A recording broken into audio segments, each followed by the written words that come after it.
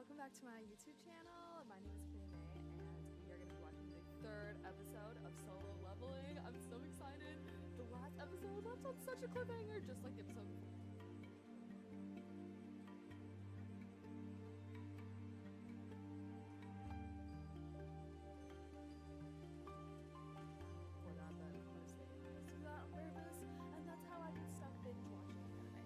It literally, yeah, I mean, last episode ended with him on the altar.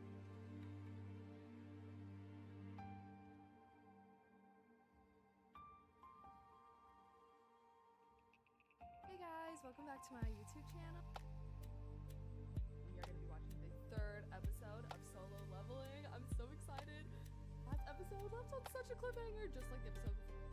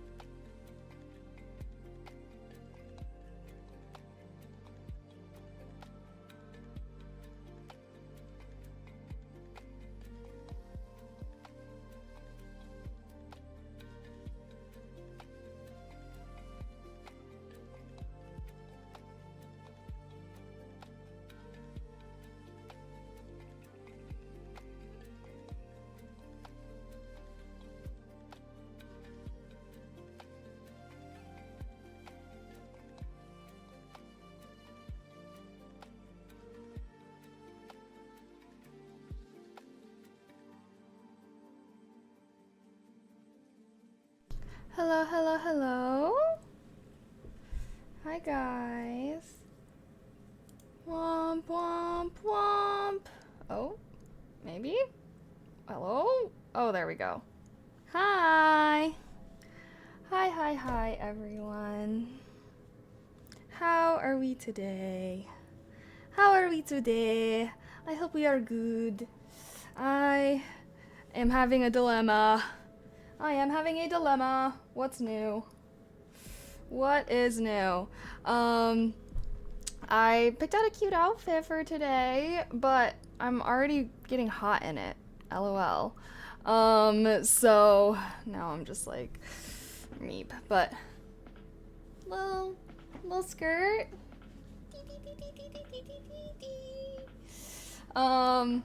Yeah, but I'm like kind of hot. It's like a pretty thin long sleeve, and I was like, why am I burning up? And then I was like, oh, it's 89 degrees outside. So dang. So that's what I'm working with.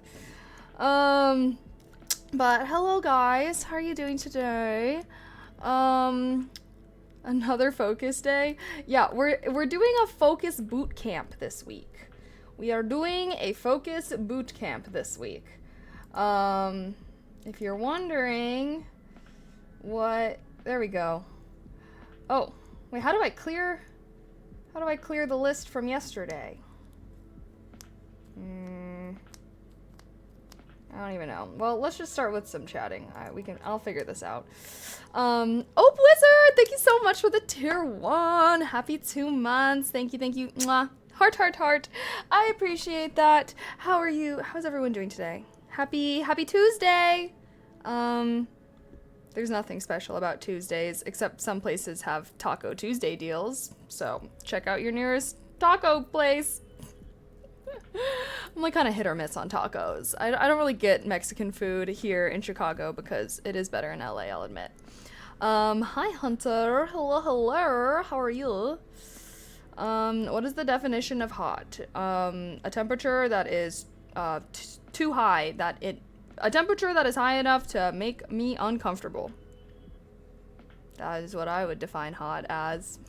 I think most people would say that. Everyone has a different like threshold though. I will say I do have a higher heat tolerance than most Midwestern folk, but most Midwestern folk have a much higher cold tolerance than I do. I have like no cold tolerance, but I can handle being a little hot. I usually just get a little uncomfortable, but being cold feels like you're freaking fighting off death. Jesus.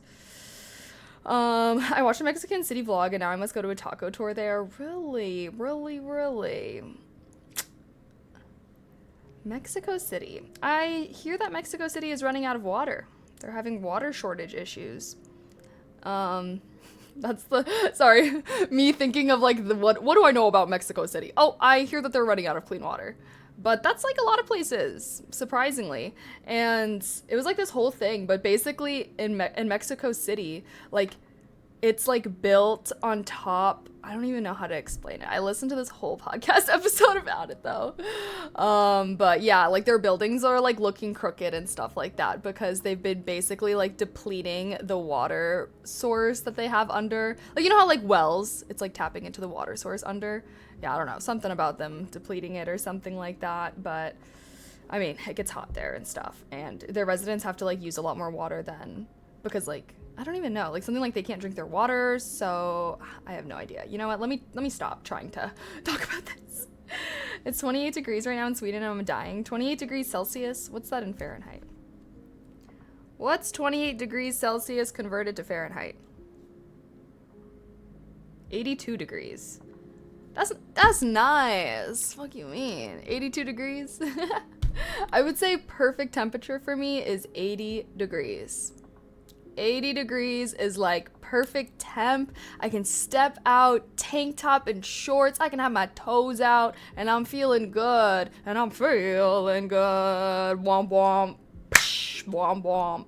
Psh. 75 I feel like is nice for sure. Like 75 to 80 is like ideal range. Once you get a little higher than 85, it's like, all right, don't stand in the sun now or else I'm gonna be sweating. Once I hit 90, then it's like, damn, okay, it's a little hot. Once you hit 95, you're like, it's hot. Once you hit 100, you're like, bitch, I'm fucking sweating, Jesus. And then anything above 100, I'm like, get me indoors immediately. I will admit, I do not enjoy being in hotter than 100-degree weather. I imagine that's most people, though. But that's kind of like my ranking as far as warm weather goes. If it's less than 75, it's a chilly summer evening. And then falling below 70, that's winter. Hi, Ellis. Hello. Over 100, you burst into flames. Yeah, exactly. Toes. Yeah, no. That's like the one thing that sucks about when it's like kind of cold is like you can't wear sandals. Or I can't wear sandals because then my toes will get cold. You know? You know what I mean, Jellybean. Bro, it's Sweden. It's cold for 8 months of the year. Okay, that's fair. That's valid. But I hear, like, Sweden is, like, amazing. Do you like living in Sweden? Let's see. I only know, like, Melina, the streamer. She's, like, my representation of a Swedish person. Like, when I think of a Swedish person, I think of Melina. But that's because she's, like, the only person that I really know that's Swedish like that. Sweden is the best. That's what everyone says. That's what everyone says. As far as, like, people that are from Sweden, I mean, I don't know, most people have been there. I feel like, let's see. Hold on a second.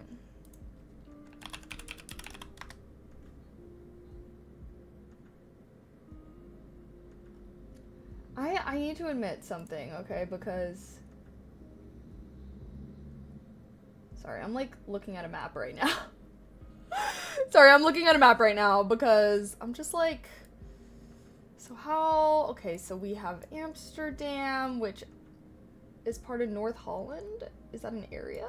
I think this is the Netherlands. The Netherlands, yes.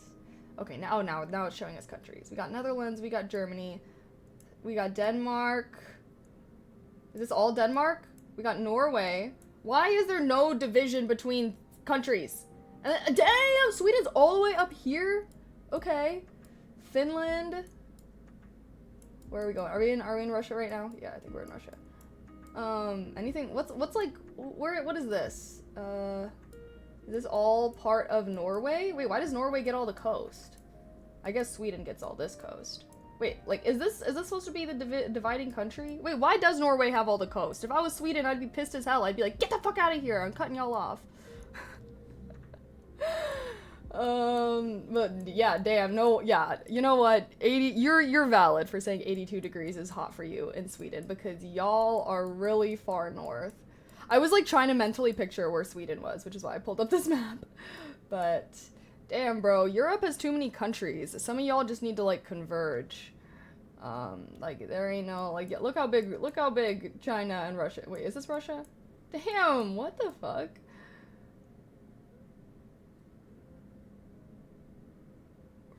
Is huge. Every time I look at Russia on a map, I'm always like, that's crazy. That is crazy. Mongolia. Kazakhstan? Kazakhstan? Why do I feel like I've not really heard of this country before? It's pretty big. It's pretty big. I heard that Turkey was changing how they pronounced their name. Turkey? Oh, is that why they spelled it differently? Wait, is that why it's spelled differently? I don't know. I don't know. Just trying to learn a little. we're just learning a little today. A little geography lesson to start the stream off. Why not? Sweden looks nice, but too cold and dark in winter. I know. I don't think I could survive in Sweden, but I would definitely want to visit Sweden. Like, I hear it's, you know, I definitely want to visit it, but I agree. Like, all those places that are really high north and like they're like dark a lot and stuff. Like, I don't know. I don't think I'd want to live somewhere that's like super cold either. Like, Chicago is not even that bad, but I feel like this is kind of my max as far as colder climate goes. I can only live in places where it's like cold for like part of the year, but if it's cold for most of the year, like, I'm not vibing with that. Damn, American geography moment.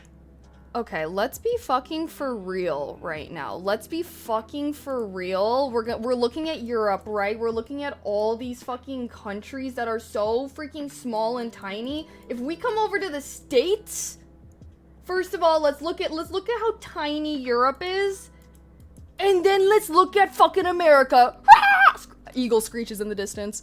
Yeah, let's look at our literal states being way bigger than all these countries, okay? So, yeah, I think I am valid in saying these don't need to all be... But it's okay, because y'all got the European Union, which is basically, like, you're getting there. But it's just... I hate when Europeans try to act like, okay, name me name me all these states since you're just such a geography whiz. Okay, name me, like, tell me where all the countries in Asia and Africa are. Like, okay, I hate... Sorry, you got me on a Euro tangents, but for real though, Europeans do be annoying about that shit. Low key. Because y'all think you're all that. Just kidding. I'm on one right now. Do a US state test right now. Oh, yeah, I could do a US state test. Okay, wait, so what am I testing? What am I testing? If I can name them all? If I can name them all on a map? Our country is also basically 70% forest. That is really cool. I hear that Sweden is like, has very beautiful nature. We let Norway become independent. Let them. Were you guys like, did you like colonize them, or were you guys originally just one and then you split? Hi Nate, hello.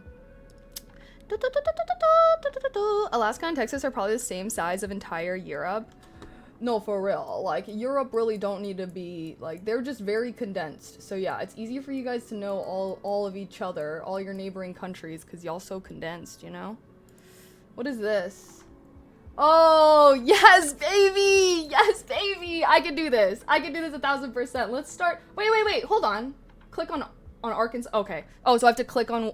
Wait, I have to click on it? I can't, like, do it in the order that I want? Hold on. Give me a restart. Give me a restart on this bitch. Click on California. North Carolina. Click on North Carolina. Wait. Oh! Wait. Wait, I want to do this in the order that I want to do it. Can I do it in the order that I want to do it, please? Like, this is, I don't like this. There should be a different way. I wanna... Settings. Sound on. No! Game mode. Type? What the fuck? Nebraska. Oh, this is so stupid. Hold on, I don't like this. I don't like this. I want to do it in the order I want to do it.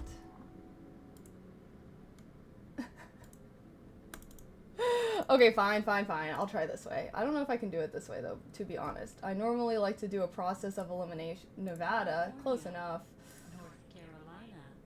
Give me that, baby. Nebraska! This one always kind of gets me. Is this the pot one? No, that's Oklahoma. It's somewhere in here. Bro! Island. Oklahoma. Oh my god. Oh my god! Indiana. No, I don't like this. Oh wait, it's right here. California. Michigan. Oh! Wait, shit. Missouri. Here?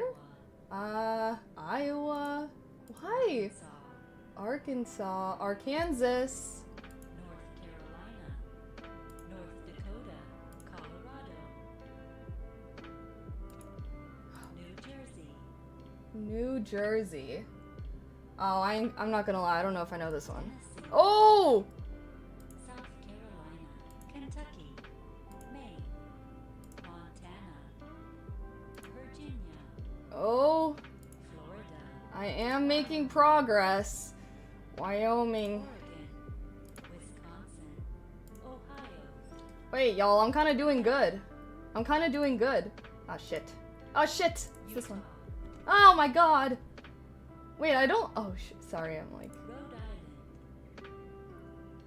Come on, give me the baby. New York... South Dakota. New Mexico. Shit. Delaware. Delaware. Is it the square one? No. Oh my god. Bro, I don't... Okay, I'm gonna have to admit I don't know my East Coast states. Oh my god, bro. This one's a baby. I couldn't even see it. Vermont. Random ass state. Random ass fucking state. Kansas. We ain't in Kansas no more. Mississippi. Now, where's the Mississippi River? Boom. New Hampshire. Bro, I'm like, are these states? Georgia.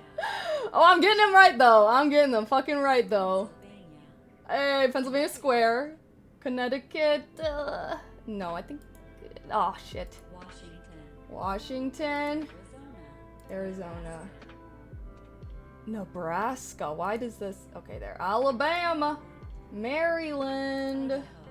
Idaho. Idaho? Oh, shit. No, it's that one. Shit. I should remember. Oklahoma. Texas. Minnesota. Minnesota. What is that? What is that? Maryland? Massachusetts. Oh, it's Massachusetts.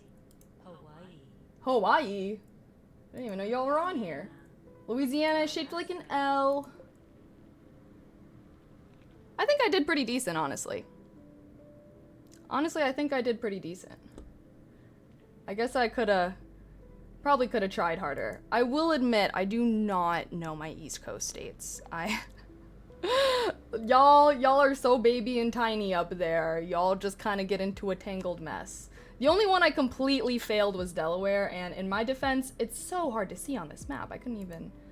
I don't know. I just know all the East Coast states. Y'all just all up there. Y'all repping the 13 colonies and shit, so... Damn, yeah. That's pretty bad for an American, not gonna lie. Pretty bad for an American. I don't think that was that bad. What do you mean? All the white means I got it on the first guess. Like, which Michigan I totally should have gotten right. I definitely should not have fucked up Michigan. Like, I know Michigan is right there. Like, I've been to it, but I don't know. These two, they seem very similar to me. Colorado, I don't know. I always forget that Utah is in between Colorado and Nevada. Better than most people would get, I guess, but I would get 100%. I mean, on the first guess for everything, I mean, okay, I could have gotten 100% if I would have been able to do it in the order that I wanted to do. But the fact that I couldn't do it in the order that I wanted to do is how I is what fucked me up a little bit. But I still did good. The fuck? Why are there 2 Dakotas, really? That's just stealing electoral votes. I don't even know. Who even lives in North Dakota? I can do Asia, South America, and North America as well. To be honest, I am not a geography person. I'm not a geography person. I do not know geography that well. Why would I? Why? Yeah, like, just, yeah. Why would I? I feel like there's lots of things I know a lot about, but geography ain't really one of them. But that's fine, because that's why we have maps and that's why we have Google. Even people in Connecticut don't remember Connecticut. Yeah, if I could have taken out all the East Coast states, I would. Honestly, though, I only messed up 3 East Coast states. Idaho I really should have gotten. I was just, like, rushing. If I would have taken my time, maybe I could have done better. Anyways, as funsies. I like doing tests. I love taking tests. It's so fun. I think I'd miss some on Europe and Africa. Really? Yeah, no, if you're giving me like a global geography test, I'm failing that bitch. I don't even think I could do a European test. Yeah, I don't know. I guess it's like kind of like why people that know a lot about geography, like why, or I don't know, like, because I'm just thinking like they didn't really teach us that shit in school. They only taught us American geography in school. And sure, we like would have maps, but they didn't like pound it into us as much as I feel like they made us remember American geography. And then it's like, yeah, if you're not like traveling in that area a ton, like, if I've never really traveled to that area and I've never like taken a class on it, how would I know that? I guess I don't really understand why people expect geography to be common knowledge when people don't expect lots of other things to be common knowledge that I think should be common knowledge. Because I feel like geography is one of those things where it's like if you travel a lot and you like go to those areas, you'll naturally learn and know the geography, but it doesn't necessarily make sense for most people to like, have a super in-depth geography example. Now, obviously, you should know like, you should still know basics and have foundation and stuff like that. But I guess I always think it's weird when people try to act like, try to act like geography is supposed to just be common sense or something. Like I don't know, like how would it be common sense? I don't know, I'm just kind of shitting now. I agree, East Coast and West Coast folks will know more local states. Yeah, that's why I like knew a lot of the ones in California, and then like I kind of knew a lot of the Midwestern ones, but then kind of like I don't know, like it's like what's the area in between the Midwest and the West Coast? Kind of like Idaho and like Nevada, Utah, like I don't really know that area as well, and then I don't know the East Coast as well, but I've lived in the West Coast and I've lived in the Midwest, so I do know those 2 areas pretty decent. You're more than likely taught the original 13 colonies, but after that, not so much geographically. No, I mean, I was taught like all the states in America and like every, like the Appalachian Mountains and the Rocky Mountains and like, where the Grand Canyon is. Like, I feel like I was taught a lot about like American geography, but never to that level when it comes to like global geography. Like global geography was like, here's these countries and like where they are and stuff like that, but you didn't necessarily have to memorize them or anything unless they were like really big and important. Like, I don't know.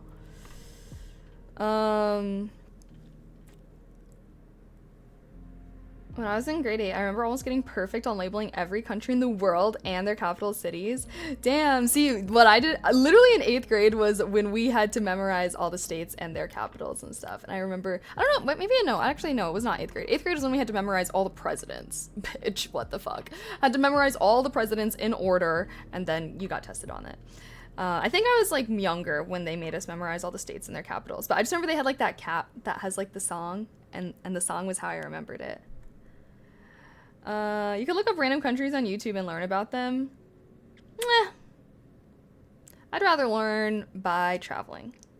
That is, I will say, that's like one of my favorite things when I go traveling to like another country, is I always like to do something that's like a cultural, like I always like to do culture stuff where you get to like interact with the culture or learn about the culture that's there and stuff like that. And I don't know, that's why I want to travel so much.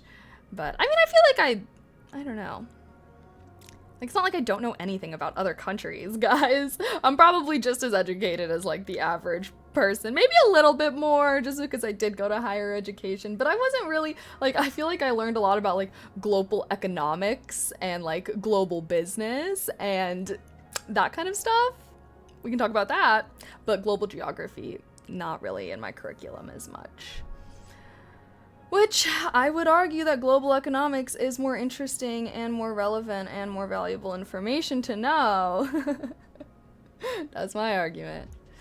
My world geography is way better than my US geography. Interesting. Yeah, I guess it really probably depends on like what you were taught growing up and stuff. Because yeah, I don't know. I did take like AP world history and stuff like that, but we never had to memorize on a map.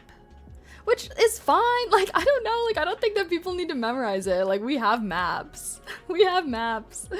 I don't feel like there's any reason to be memorizing the global, where every country in the globe is. You know?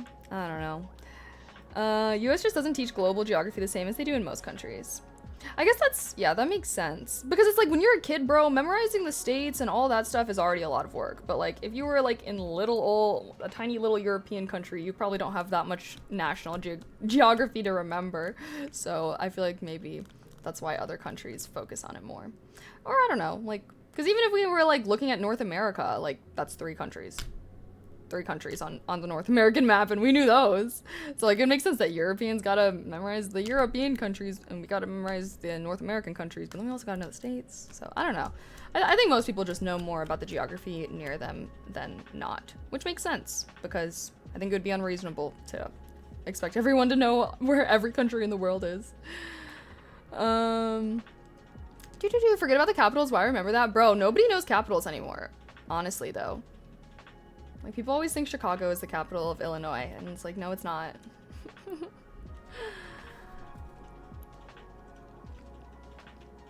Turks, thank you so much for gifting a sub. I appreciate that. Thank you, thank you, thank you. Mwah.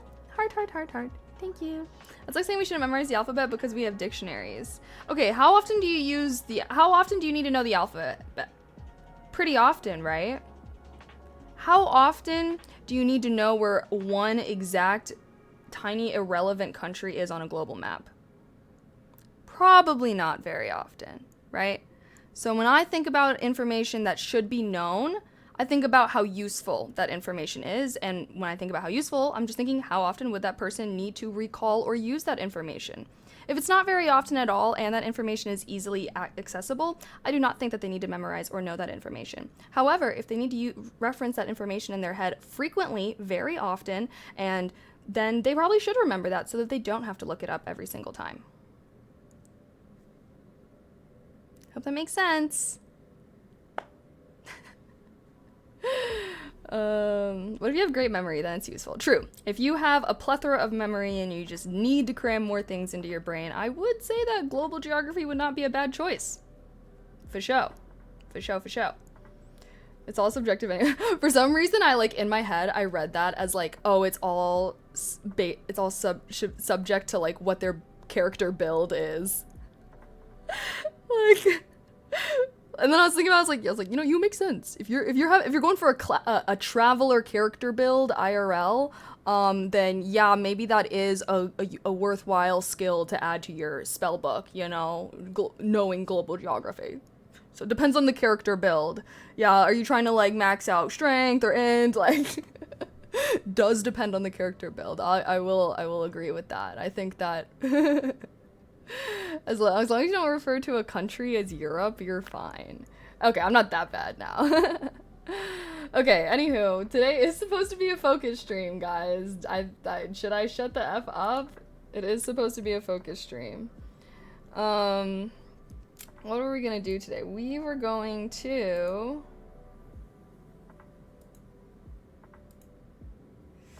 Oh my god. Hello? Whoa! Trapped.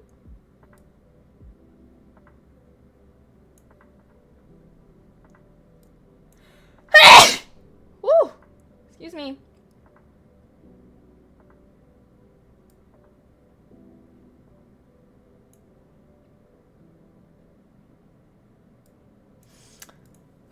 Sorry.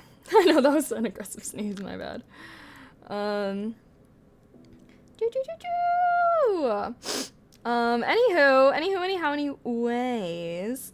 Okay, let's see. What is it? What's going on? What am I doing? Okay, how did we just spend so much time talking about global geography? Like, where is my go live tweet? Why? I need to freaking... Bless you, right in my earbuds. Sorry, guys. My dad sneezes like a maniac, and I definitely inherited that from him. When I was a kid, I used to always be like, why do you sneeze so loud? And now I'm just like him for real. But that's because it, like, hurts whenever I try to, like, not sneeze loudly. You know? Like, I feel like... Y'all ever, like, try to stifle a sneeze and then you feel like your freaking brain is gonna pop out? Like, that's how I feel. So I just be letting it rip. My sneeze, that is. Okay. Let me do this. Twitter. Mochi! Also, guys, Mochi is, like... I'm keeping an eye on Mochi. He's like right outside my door, but it was like really hot in my stream room earlier. So I like I was worried that he was gonna be too hot. So that's why I moved him out there.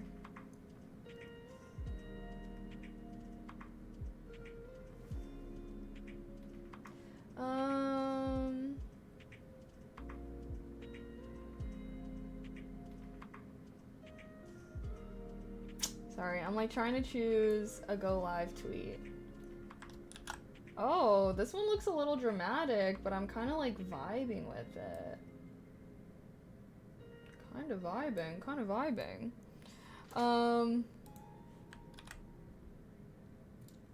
Interesting. No one knows that you're with me, I'm just saying. Baby, baby. Please, please, please, don't prove I'm right. And please, please, please, don't bring me to tears when I just did my makeup so nice. Heartbreak is one thing, my ego's another. I beg you, don't embarrass me, motherfucker.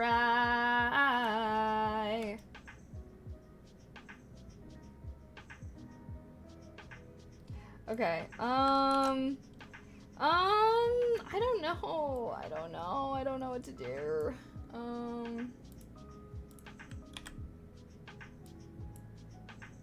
Okay, chat, I need your help. Chat. Should I just go with the smiling ass generic one? I kind of thought this one was cute at first, but the longer I look at it, I'm like, is it weird I don't look in the camera? Like, I don't know. I should just go with this. Just looks like every other pic I post. So I'll just go with this one. Post both? No, I narrow it down to one because whichever one wins is the one that I use as my thumbnail on my VOD channel. That's why I even do these go live tweets in the first place. I mean, it does helps me with my Twitter. I don't think I would have as many Twitter followers if I didn't do my go live pick. Okay, I'll go with 2. I feel like 2 is probably... Yeah. Please, please, please, don't prove I'm right.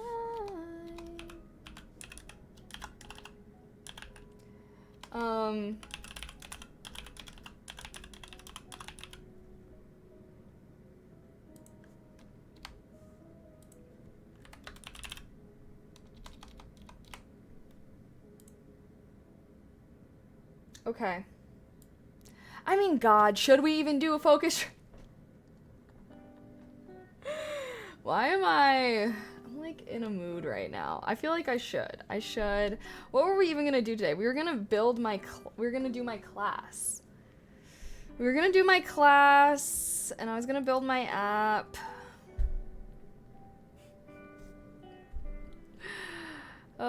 We just Okay, let's see. I've just been low-key, I've been grinding all day. I've been doing stuff, and that's why I didn't go live early, was because a lot of stuff that I had to do required me to like download and upload big video files, which I didn't want to do while I was live.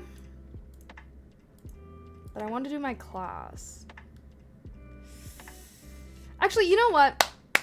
Let's do it. Let's do it. I'm committed. I said I was committed. Maybe we'll just do like 2 focus segments today, and then after that we can fuck around, okay? We can F around.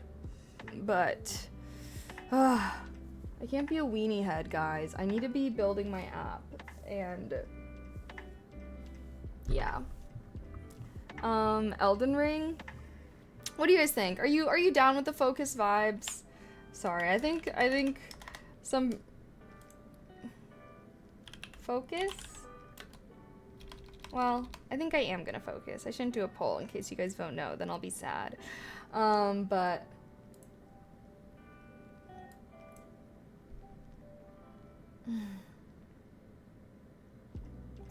are you guys focus?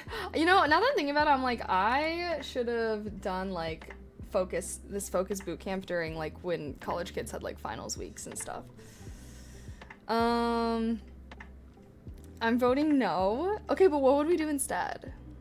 What would we do instead if we didn't do a focus stream? I think I am gonna do a focus stream, but I'm down to do something after. Like,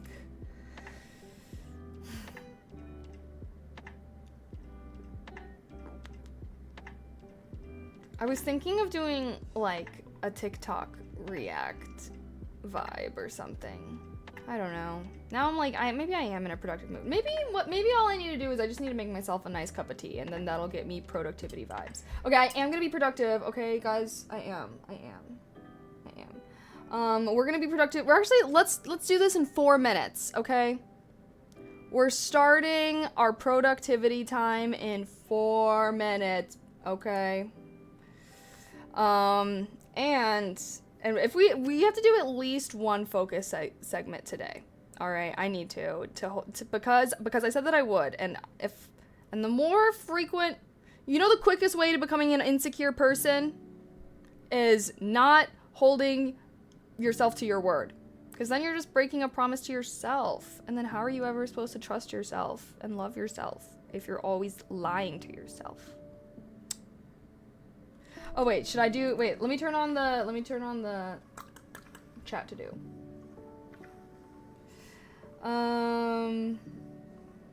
Dang deep. I mean, I try my best to not say I'm gonna do something and then I don't do it, you know? Cause I don't like when other people are like that, so.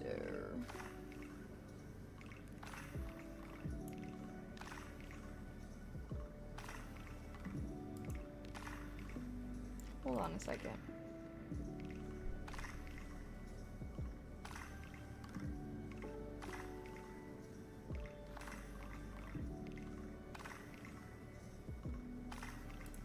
Save. And then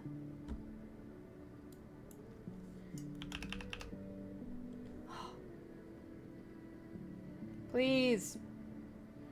Please. Fucking, this thing's so annoying.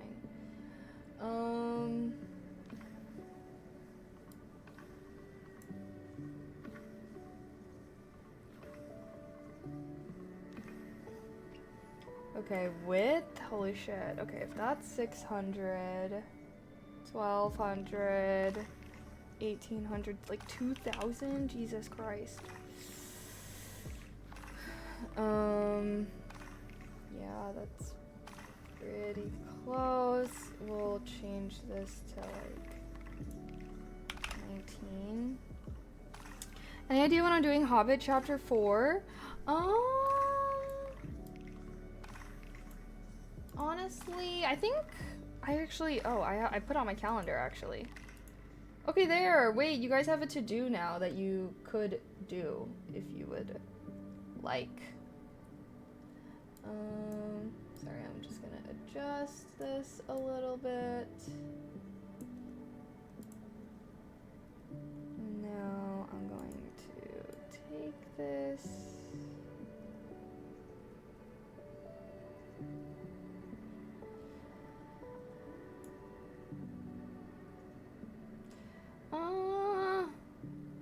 don't like... Okay, let's see. Sorry, I'm gonna... Oh shit, it's about to be time. You know what, I'll just do this when it's focus time. Okay, chat, we're the devil on her shoulder. We gotta push her productivity angel off. Oh my gosh, no. I was thinking maybe we can do an Elden Ring stream on Thursday. Would you guys be down for that? Oh shit, okay, it's time. Alrighty, guys. We're gonna do it. I'm gonna do it. We're doing our first focus segment after 45 minutes of chatting, lol. We're gonna do a first focus segment. And if you're new here, if you don't know, it's a focus stream. I'm gonna work on something. I encourage you to work on something as well. I'm sure that you have something that will take 45 minutes. Maybe it's cleaning out your email inbox. Maybe it's folding some laundry. But this is supposed to be really good for people that have ADHD or are just easily distracted. Throw me up on an extra monitor, and basically having someone working near you is supposed to be good at keeping you working as well. So we're gonna begin our first focus block. I've already been doing a lot of stuff today, so we might just do like 2 focus streams, or 2 focus blocks, but we'll see how we feel after this one, and I'll see you guys in 44 minutes. All right. I'm gonna try be like figuring out how to do the chat to-do list. That way, if you guys want, you could like add little things on like for you to do on the to-do list as well. So I'll let you guys know on the next break time if I'm able to figure that out, or I might just be typing in chat and you'll see. But either way, good luck. Let's do this. Let's get this bread. Sigma grind set.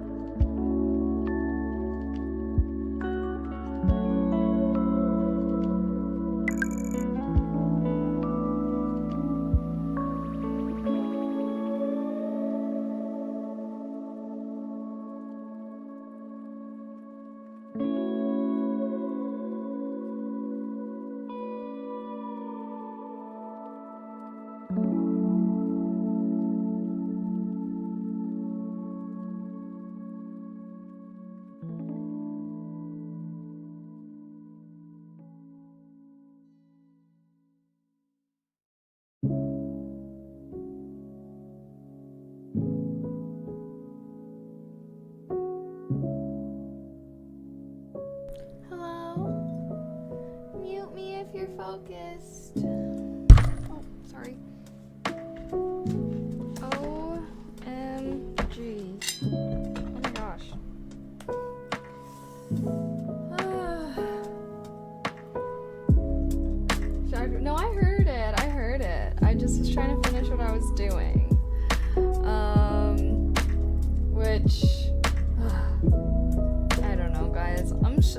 am struggling with my app. I have not been practicing enough. Oh wait, music is loud. Sorry. Oh wait. There. But yeah, I'm locked in. I'm trying to make this app. I was like designing some of the UI stuff, and I already worked on some of the UI stuff, so I'm actually trying to code it in right now, and it is looking jank as hell. I actually cannot for whatever reason, because I'm doing like stuff that I did in like the very first or second classes, so I'm like, I don't know, I'm like trying to remember, and I feel like I can't. And this is exactly why you should do your homework, kids. That's why you're doing more of the focus streams, though. I know. That's why I'm glad that we're doing this too, because I just know if I was just doing this alone, I'd be like getting frustrated and be like, I can't do this. Glasses look good. Thank you. These are my new glasses, actually. I got them kind of recently. I feel like they match a lot more of my outfits, and when I'm like wearing them, I feel like my other glasses, because they were black, like it kind of looked weird whenever I was wearing a hobo outfit with them, but I feel like these match everything. They could go with like a nice outfit, or they can go with a really casual outfit, which is what I liked. Why are you coding AI? I got to crush the newbie programmers IDK. Do you code? And do you use AI? Are you building the AI that's gonna do that? Because the AI that exists right now cannot do that. And I'm also not coding for a job. I'm coding for fun. AI gonna crush everyone? Alright, yeah, sure. AI is gonna be great, guys, for sure. But like, don't be chugging the AI Kool-Aid too much, okay? Because all these business guys that don't know, like, I don't know, they just be yapping like AI is the future, and then I'm like, and then you actually try to use ChatGPT to do anything, and then it can't. Just kidding. ChatGPT, great for writing essays and stuff. Cannot code. I have yet to see, but who knows? I mean, it would be cool if I could just use AI to do this, but I can't because I tried. Anywho, I'm doing this for fun, not for job security or anything, so it doesn't really matter. But I don't know. I guess most people don't really use AI a lot, so maybe they just don't really know what it can and can't do. AI can't even get statistics right when lazy politicians use it for tweets, right? I'm just like, no, okay, so you know how, like, I've started to see, like, people like do screenshots of the AI generated overview when they're Googling stuff. Y'all, do not use that. Do not use that shit. It's so bad. Literally the few times that I tried to Google something and then I read the AI overview and I'm like, this doesn't seem right. And then I go to the actual sources and it says completely different information. Fun fact, that's like kind of how I was unprepared for Mochi's vet visit. Because when you Google how long does it take for a bunny to recover, like, from getting neutered, the AI overview tells you like a couple days, but if you actually do real research, you'll find that the answer is 2 weeks. So, I don't know. All I gotta say is don't put too much faith in AI right now. Hopefully, like, I'm pro tech and stuff, so hopefully AI gets better in the future, but I don't know. I guess I feel like every time I try to use AI, I'm usually pretty disappointed. I feel like right now, AI is good for doing simple tasks. That's kind of all. It's not really great at doing really complex things, especially something like building an app. Actually, let's try, write to tweet. Wait, what? Yeah, well, chat AI is not so useful. Other AI models are very powerful. One AI did the same amount of work in 10 minutes that took me months, so yeah, it's no joke. Yeah, no, I mean, it's really good for doing, like, powerful, like, it's good for doing tedious and simple tasks. I think that's what AI should be used for. It should be used to do simple, tedious tasks. But when it comes to, like, complex things, it's just not there yet. It's just not there yet. Have I tried Claude 3.5 Sonnet? Is that for, like, writing poems? Are these, like, language models? I feel like language models are just so whatever to me. And, like, I would rather have, like, an AI that could, like, actually do cool stuff. But I feel like most of them are just language models, which is just kind of, like, meh. not that impressive to me. Ideally, like, I just want AI to do things that humans cannot do, and that's just, like, not really where it's at yet.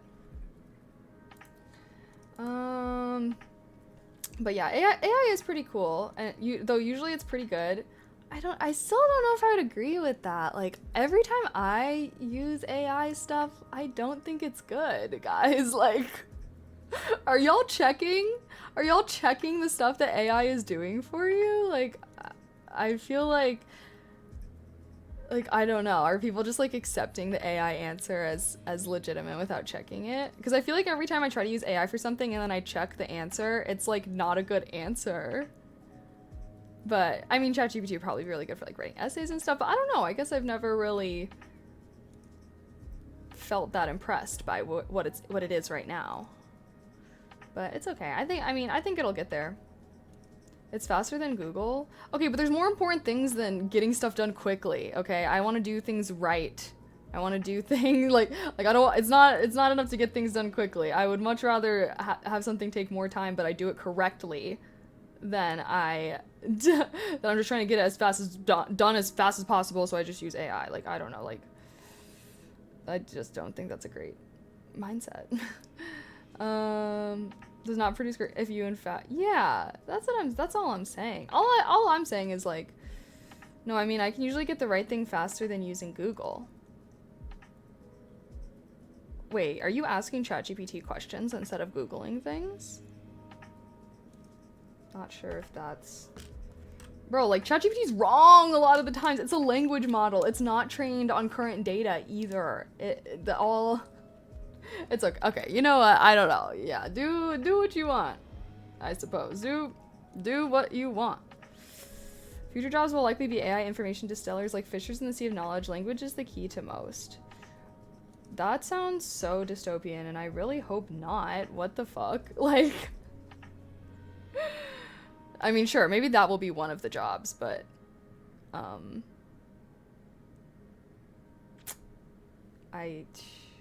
don't know, man. How does one not get a decent Google result? Right? Like, I feel like it's pretty easy to Google things. And then you just, like, click through the sources. It takes, like, less than 5 minutes to, like, look something up. Google is way more updated compared to GPT. Yeah, GPT is not trained on current information. Guys, don't get me wrong. Like, I think I'm pro-tech. I think AI is cool, even though it has a lot of problems right now. I will admit a big criticism of AI that I think is very valid right now is that it's, like, guzzling energy resources. Like, when are we gonna get on nuclear energy, bro? Like, I'm not gonna lie. I think all the, like, anti-nuclear energy motherfuckers, like, I don't think that they were correct. Like, when are...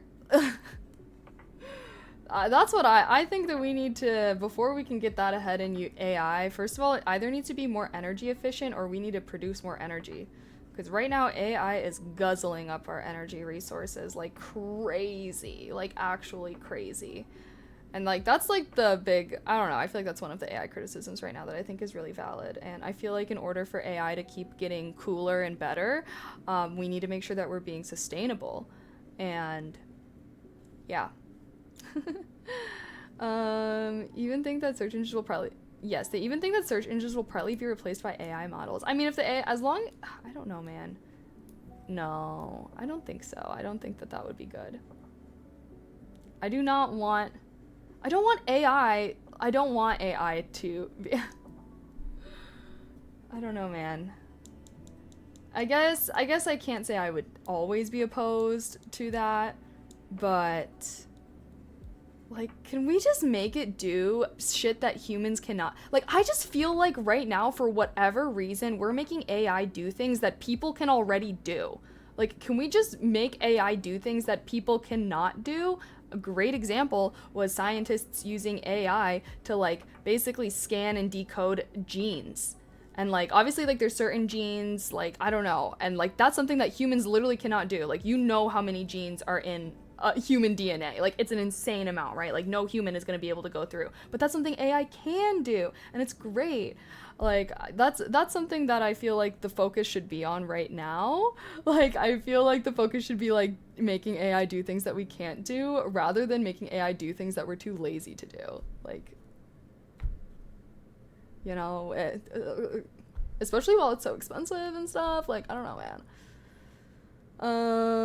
Is that they're stealing the work of creators that yeah, that's like AI art models. I feel like AI art models are so shit, and like get rid of like those are shit, and they don't contribute anything good to society whatsoever. Like I feel like it's cool to mess around with and stuff, but yeah, them like stealing artwork and stuff like it's not really providing enough value to society for like thieving, correct? You have no choice. They're like, it is okay. I mean, believe whatever you want, but I literally majored in a tech major. I worked in the tech field. I literally used AI for my job and would attend AI meets and like stuff all the time. And yeah, I think I know. I think I know a little more about AI and tech than the average person. But yeah, I don't know. I guess I'm standing on business. The fact our power grid is rated a D-, we could protect the power grid We could protect the power grid from EMP by grounding the transformers 3 billion nationwide, yet we haven't. Why? Yeah, no, I'm pretty sure like the U.S. power system is like effed. IDK, I wrote a pretty good program recently, which would have been really annoying to do if I haven't had AI. I mean, okay. I will say, AI is not that smart. It's still smarter than a lot of people. So I definitely do believe that some people think AI is absolutely amazing, because compared to what they can do, AI can do a lot. I'm just kidding. I guess I don't know though, because like legitimately I'm just like I don't feel like I have good experience. Like I feel like I tried, and it's good for like writing reports and stuff. Like that's what I felt like it was good for. But I don't know. I guess it just is so dependent on what you're trying to use it for. But yeah. Anywho, we'll just see. Ultimately I guess I just want you guys to be careful with AI, and I don't want you to like completely trust it yet, because it's just not shown itself to be trustworthy yet. Now, obviously the goal is to have like a great AI that's trustworthy, and like I want that, okay? Like I think I want that, but I think it's important to acknowledge the shortcomings of the AI that we have right now. And instead of like dick sucking AI and acting like it's a fucking god or a prophecy and an inevitable whatever, like that's so weird. Like I don't know, I feel like people are like on their hands and knees worshiping AI. Like there's like it's like, okay, hold on now. Like, let's be realistic, let's be honest with ourselves, let's make sure we're being smart about this thing that we are creating, okay? Like, I feel like some people talk about AI like it's not something that human beings are literally working on and creating. It's not like it's some organism evolving itself. It is something that humans work at to create, which means that humans have control. Like, and yeah. I don't know, man. What happens when AI considers humans a threat? That's what scares the hell out of me. That is, like, is it gonna be programmed to do that? Like, AI is not conscious. It doesn't have thoughts, like, oh, that human is annoying, I should kill it. Like, that's not how AI works. Like,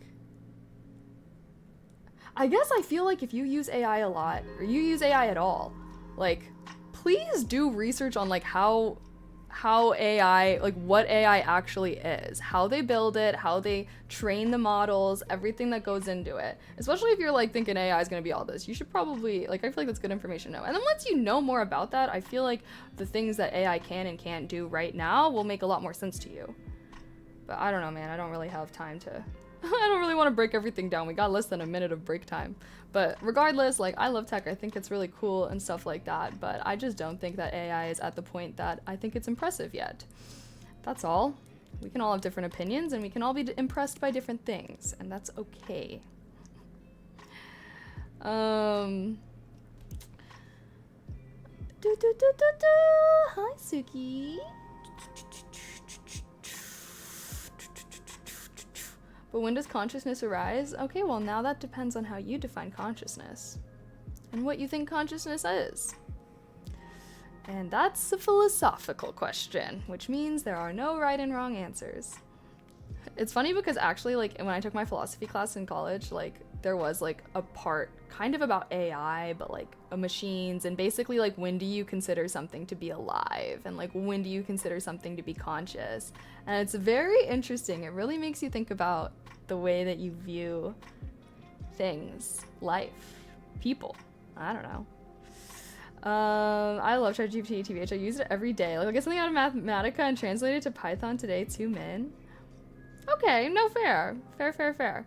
Do you use it at all? I used it a lot more when I worked. I don't use it at all anymore because I don't really have any reason to use it. What would I use it for? I'm not really writing reports, which is what I would mostly use it for. It's great for writing corporate, basically, I thought ChatGPT was absolutely great. If there's gonna something, oh my gosh, can I talk? If there's something I could say ChatGPT got an A+ on, it is creating corporate document templates. That is what I use it for work. It was amazing at that, I will say that.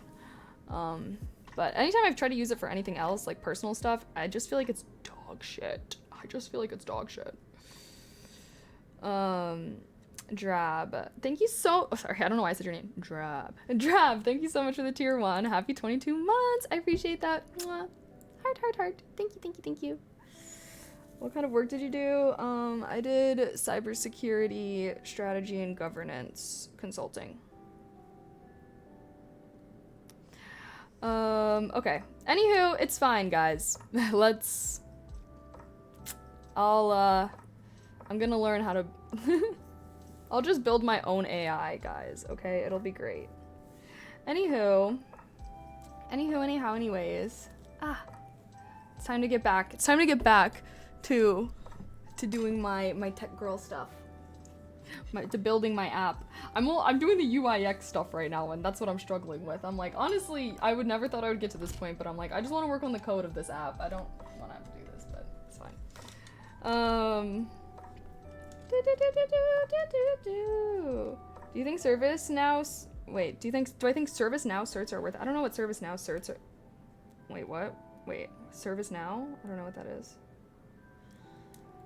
AI is gonna create people even more dumb.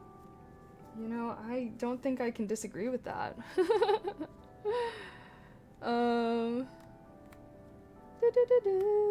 Breakup text written by ChatGPT. I guess something is I enjoy thinking.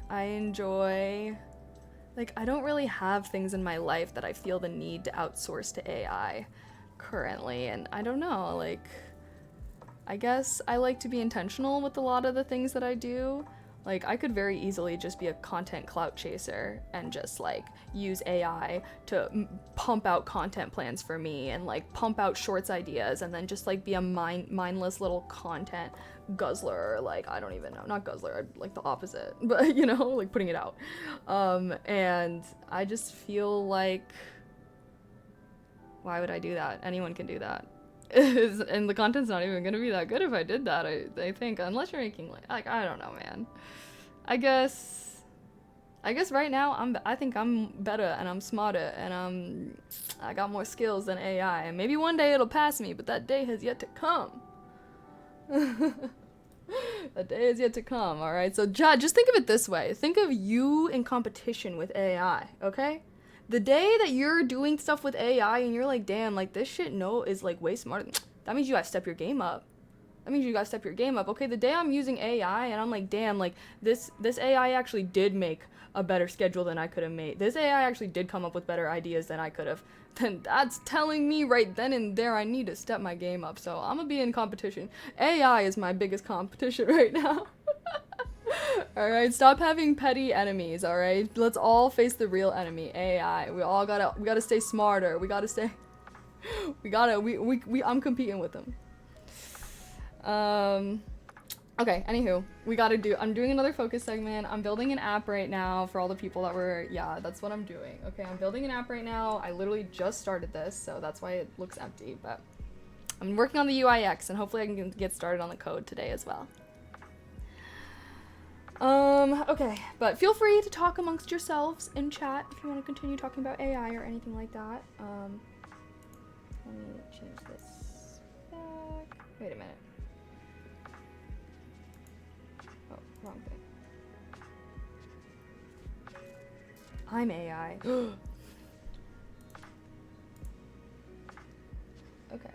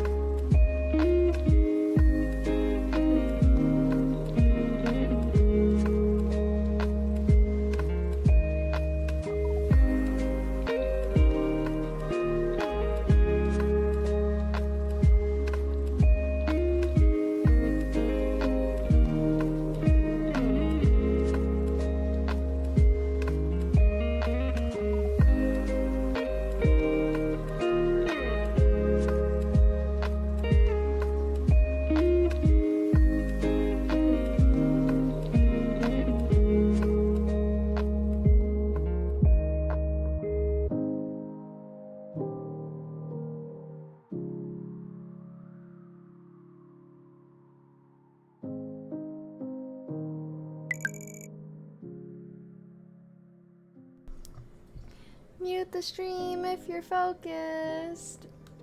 Mute the stream if you're focused. Hello, guys. That was a rough one for me. That was a rough one for me. Did you guys have a good focus segment? Oh, let me turn the music down. Oh, here, let's...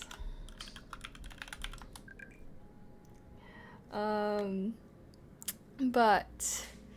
what was I about to say? I don't even know. Oh. Yeah. I think I need to do more of my course, guys.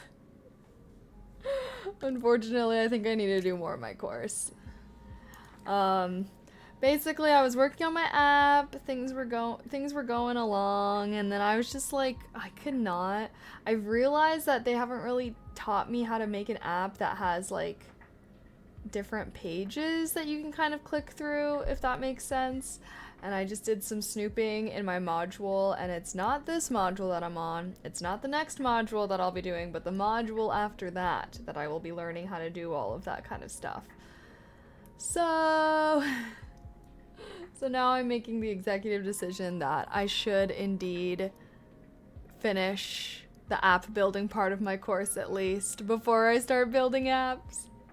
Like literally I think I could only, like, I don't know, most of the apps that we've done, it's just like you're on a single page that you're doing stuff on, if that makes sense. But even the you know, even the birthday app that I want to build first, like I want to have a home page, and then I want to be able to like go to a different tab that shows you all your friends, and then if you like tap, you'll be able to like see their information and edit it.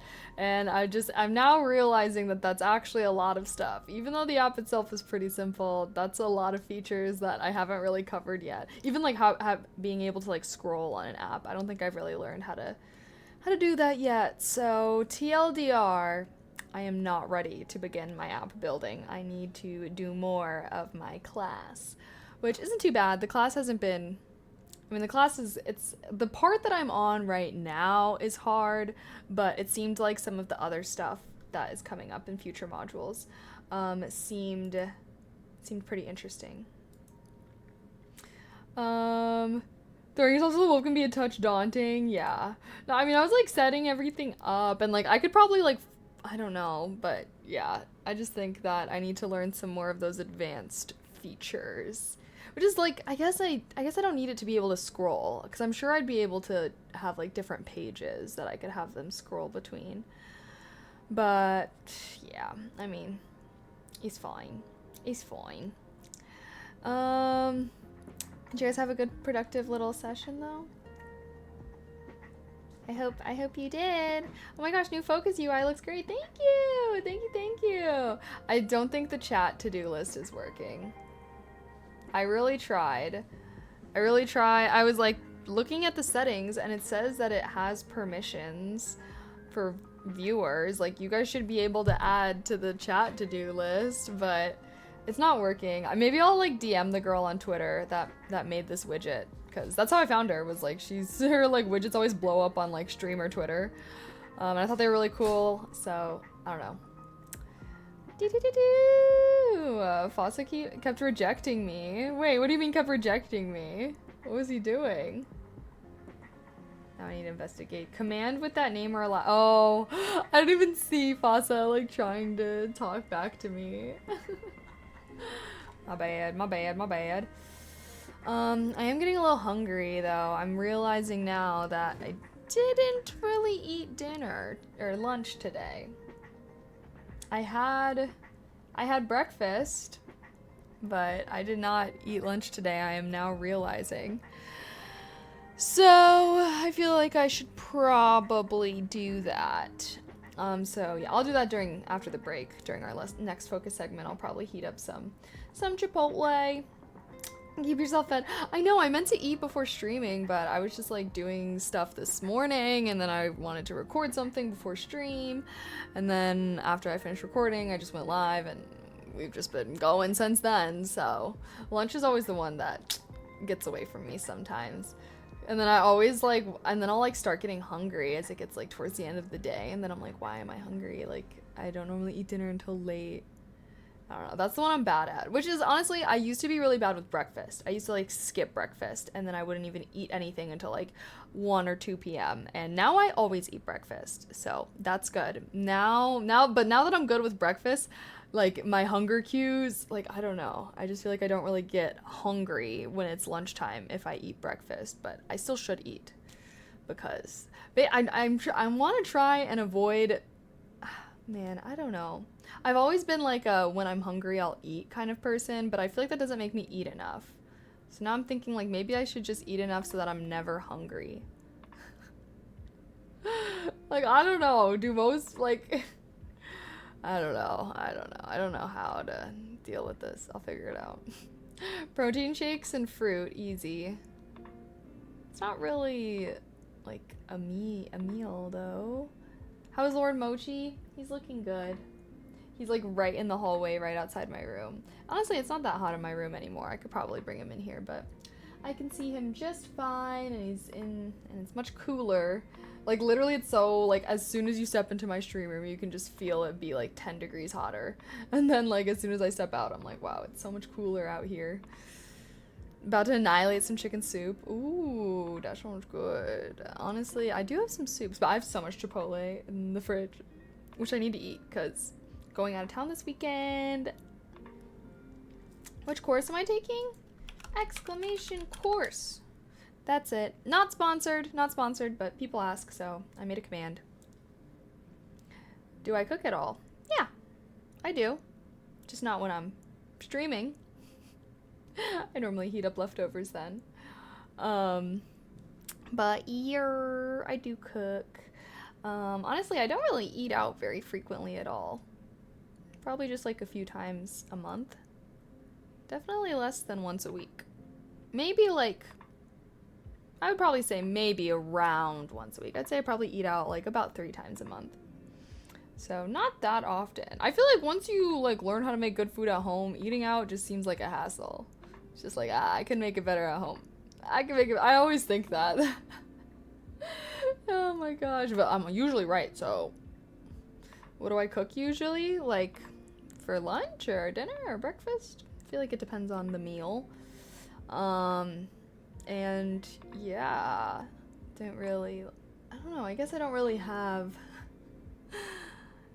usual. I guess I make the salmon bowls a lot. That's pretty simple though. That's like a lazy meal. I do like HelloFresh subscription, so I feel like HelloFresh meals are usually pretty like diverse. I don't know. I like chicken pot pie. I like shepherd's pie. I like those pies. I don't really do pastas a lot, I will say. I don't really do a lot of pastas. I do a lot of like meat, carb, veggie, just regular types of dinner. I feel like usually it's more like special if I'm making like a whole dish, you know? But I mean, come on, I'm a little lazy with it, okay? Sorry, I'm not cooking gourmet meals every day, that's for sure. Most days I'm keeping it pretty simple. Do I cook each meal? I mean, yeah. Usually for breakfast, breakfast is easy. Usually breakfast is just like eggs and hash browns or eggs and like toast. I was doing avocado toast with eggs on top for a while, and then that was good. Normally I get like pretty burnt out on breakfast, like if I just have the same thing all the time, so I kind of switch it up. Let's see what else. Normally eggs and some carb. Although I guess we've been kind of making omelets lately. I have like a bunch of cut up veggies that I keep in the freezer, and so if I'm feeling up to it, I'll make a little veggie omelet with some cheese and stuff. Really good. Yeah. Double Chipotle leftovers are lasting. No, yeah, for real. I like Chipotle always, because I always get so much whenever I get Chipotle, and it's like freaking 4 meals for me. I eat like twice a week just to save time. Buy like 2, not just 1. Fair. Yeah, I definitely will say that cooking can definitely take some time. But I don't know, I just don't really like eating out as much. Like, at least with fast food. I just don't think it's very good anymore. It's not really to my taste buds.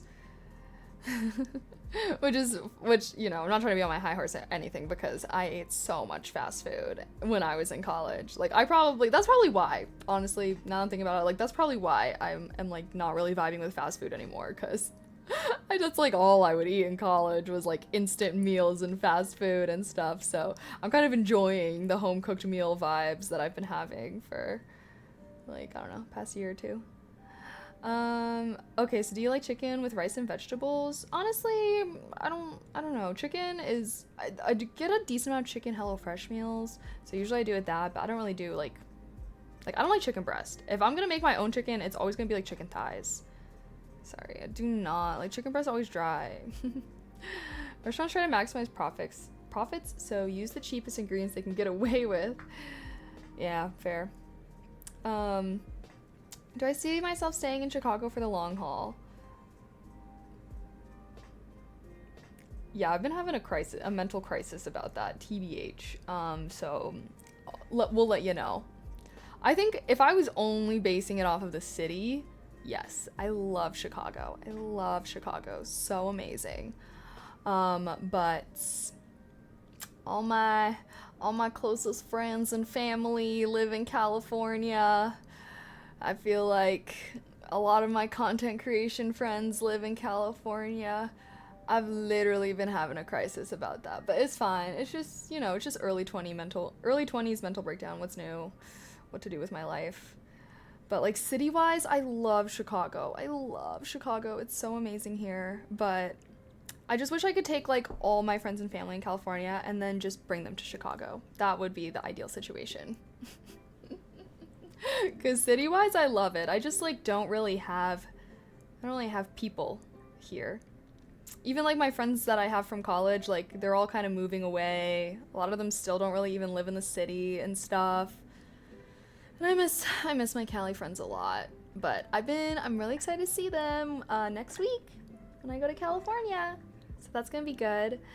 Yeah, very excited, but those my girls. And sometimes I'm just like, damn, I wish I lived by my girls. You know, I'll be seeing them do shit together and I'm like, I should be there. I'm such a victim of FOMO. But also my friends here, like, they don't do stuff like that. And I'm just like, okay, like, I feel like I've really been trying with my friends here too. And I don't need to get into it, but I've been really trying with my friends here, and I have done all that I can, and I am beginning to lose faith. And yeah, that's what I was having a mental breakdown about this weekend. I just feel like, I don't know, I guess sometimes it just feels like a lot of my friends here just seem like they're kind of in their own world. And I don't know, I don't like to live such an isolated life, I guess. I want to have friends that are always, I want to have friends that text me and are like, I'm going to the grocery store right now, do you want to come? You know what I mean? I want friends that text me like, oh, like, you know what I mean? Like, I want friends that want to do all the little stuff with you, and I just don't really have that kind of support system right now, which was making me really sad, but it's okay. It's okay. Luckily, I still have people that care about me, they just don't live close to me.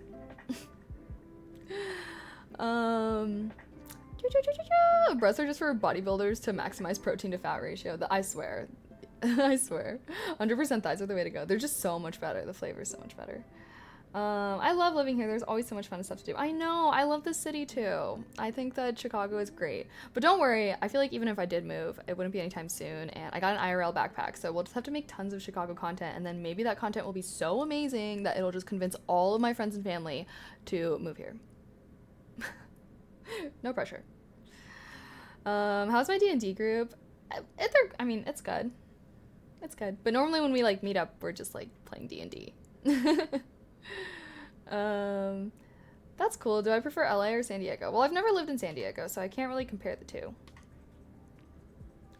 Everybody wants friends. No one wants to invest time. I don't know. I don't know. I was, like, really, really analyzing. Like, I was really deep in thought about this. And I was like, are friendships... Like, I just feel like friendships in the Midwest are so different than friendships in LA.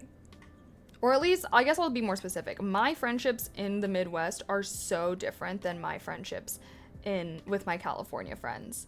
And yeah, like, I don't even know. I don't even know why.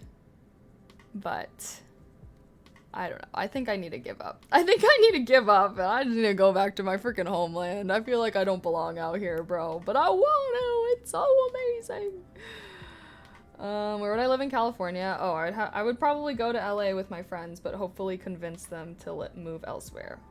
I do really want to try and convince my friends to move elsewhere. That would be great. Yeah, it's nice when you can just message someone to go out for a coffee or something. It's easier in the city, but I found that it diminishes getting older. Really? See, I would think that it would be easy for me now, but I just feel like everybody, I don't know. I genuinely don't know, but maybe we can have a, heart-to-heart sentimental moment at some point.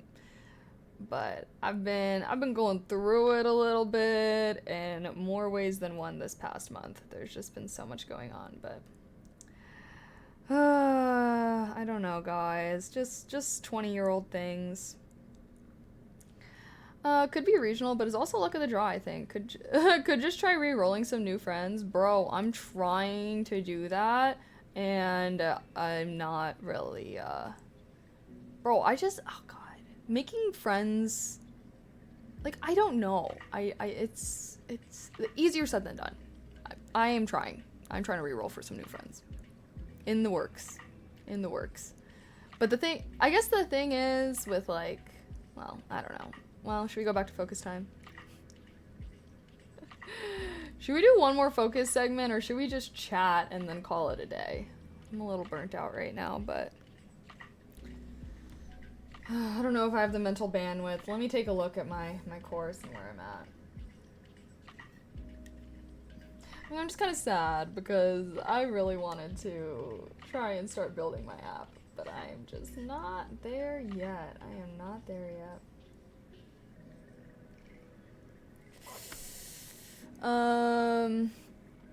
It's because they got more sunshine out there and they're happier. I would just so disagree with that. I mean, okay, actually, they do have more sunshine out there. But I don't know. It just feels like friendships here have, like, a lot more invisible rules. Like, I don't know. And I just but yeah, like, I don't know. Like, I feel like the biggest thing about friendships here is, like, motherfuckers don't be arguing with their friends. And that sounds nice in theory, right? But that just means that every friendship is just one argument away from not existing. Like, I feel like with my California friends, like, okay, argument makes it sound dramatic, but, like, I guess with my California friends, for example, like, I feel like I can criticize them and I can disagree with them very openly, and it does not.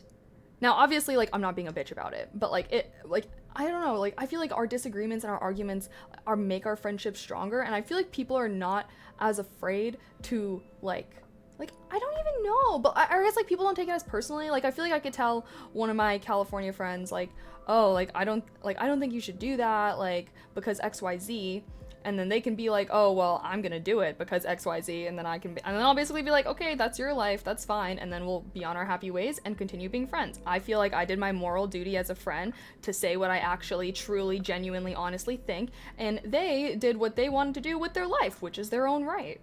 But I feel like if I were to say that to one of my Midwestern friends and being like, hey, like, I don't think you should do XYZ, they're gonna get pissed that I even said that. And then they'll probably still have a well, oh yeah, they'll be like, oh yeah, you're right, or okay, yeah, I guess so. And then they'll go off and do it, and then I'll be like, oh, like, I saw that you did that anyways, like, I thought we talked about that. And then they're like, oh yeah, I thought about it more. And I'm like, if you disagreed with me, just stand on business and say it in the moment. But even then, like, maybe they'll just ghost me. Like, even then, like, oh my gosh, like, sometimes my friendships here, like, they don't even talk about shit. Like, they'll just, like, ghost people and stuff, like, because to them, ghosting someone is better than starting an argument with them, when it's, like, it's so much better. I don't know if I'm, like, putting this into words, right? But sometimes I just think that that's something that I get a little bit more frustrated with, because it feels like Like, I don't know, it's very confusing to me, and like I'm not really trying to hurt anyone's feelings or be rude.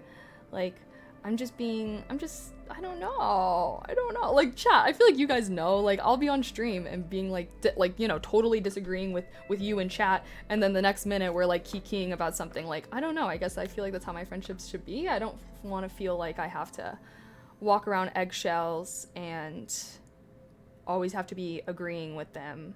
Or I don't know, man, I don't know. Hi, Alpha. Hello. I have California friends and family too. Yeah. Alpha, what do you think about like Californians compared to Midwest? Like, what do you think about your California friends compared to maybe Midwestern friends? Is it possible that California friends have known you longer, so take less offense? Well, I have like new friends as well in California. Like my like long-term friends are like Rena, Lauren, and like Cami and them. But like Melissa, I only met her like a few years ago, like post-pandemic even. Like a lot of my other friends there, like I've met them recently and they're also fine with that. Like they're also, so I don't know. You just want to get pissed and still be friends? What? No, I never said anything about being pissed. I'm not being mean. I'm being like, I don't know. And the thing is if I come to my friends about it, and if I come to my friends about something, I want them to be honest. I want them to tell me if they think I'm, doing something wrong or, whatever. Like, that's what friends are for, bro. They're not just to be some, like, fake-ass hype men, bro. Like, what? I don't need that. I need people that are going to tell me the truth. Are Californian friends or from when you were young? Because you might have to do more with that. Oh, no, sorry, I basically responded. Ghosting feels petty to me. Just say what you mean. If you want to F off, just say it. It saves time. Yeah. It's just so, I don't know. I guess it just feels like, it just feels a lot harder to navigate my friendships here. It feels like I'm always kind of like anxious and being like, did I do something wrong? Are you upset with me?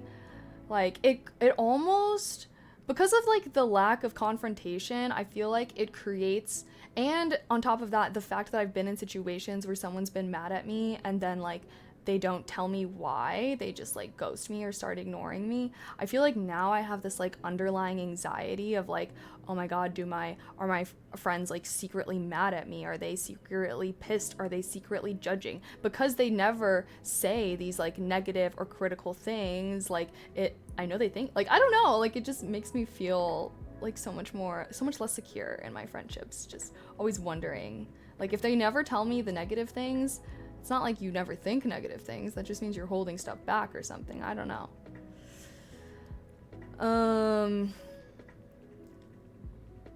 You don't gotta speak up every time you disagree with someone. With my friends, I mean. If my friend asks me what I think, I am going to tell them what I think. Like, if my friend is talking to me about something, I'm going to say what I think. That's just what being a friend is. And that doesn't always mean like I'm not like arguing with them. But I'm just not afraid to be like, oh, I don't know if that's the best idea. Like, I don't know. Normally I'm like asking questions. Big difference if they ask you for it though.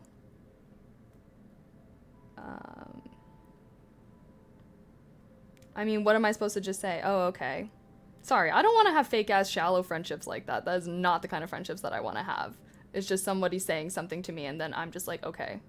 Like, that's not really how a conversation works. If someone is telling you something, they're expecting a response. Or if I disagree with their... Oh, interesting. I'm from the Midwest and lived all over the streets. Depends on the maturity of the friends we have, I think. Fair. Relationships are built on honesty. Without it, there's really nothing there. Yeah. I'm moderate. Politics makes no sense to me. What makes you say you're moderate? I guess I don't know. Now that I'm thinking about it, I'm like, Alpha, I guess you don't really like be speaking up about what you think about when we're talking about politics. You're saying you care extra about people's feelings in Cali versus the Midwest. I'd say carry the same attitude with you like most, and the right ones will stick around. Bro, that's what I've been doing. First of all, I've been living in Illinois for like 10 years. This is, guys, this is not something that I'm like recently having a problem with. This is something that I've been struggling with for 10 years. Like, I've lived here for 10 years and I have struggled with the like friendships here for like 10 years. It's like, I don't know. I do genuinely think, well, I think that there's a lot of invisible rules thing is a big thing. That was like something I really struggled with. I feel like now I kind of like understand more of the invisible rules of friendships here, but still so. And I think that, yeah, like, I don't know how to explain it. Like, people just expect you to know how to be a good friend, and they don't actually tell you how to be a good friend to them, which, like, I don't know. Like, everyone is different, and the things that everyone cares about is different. So, like, why is everyone just going based off of assumptions? Like you're seen as a shitty friend if you didn't know. Like, I don't know. Like, it just feels so like I don't know, man. I don't know. Maybe it is a me. Like, I don't know. Maybe it's a me thing.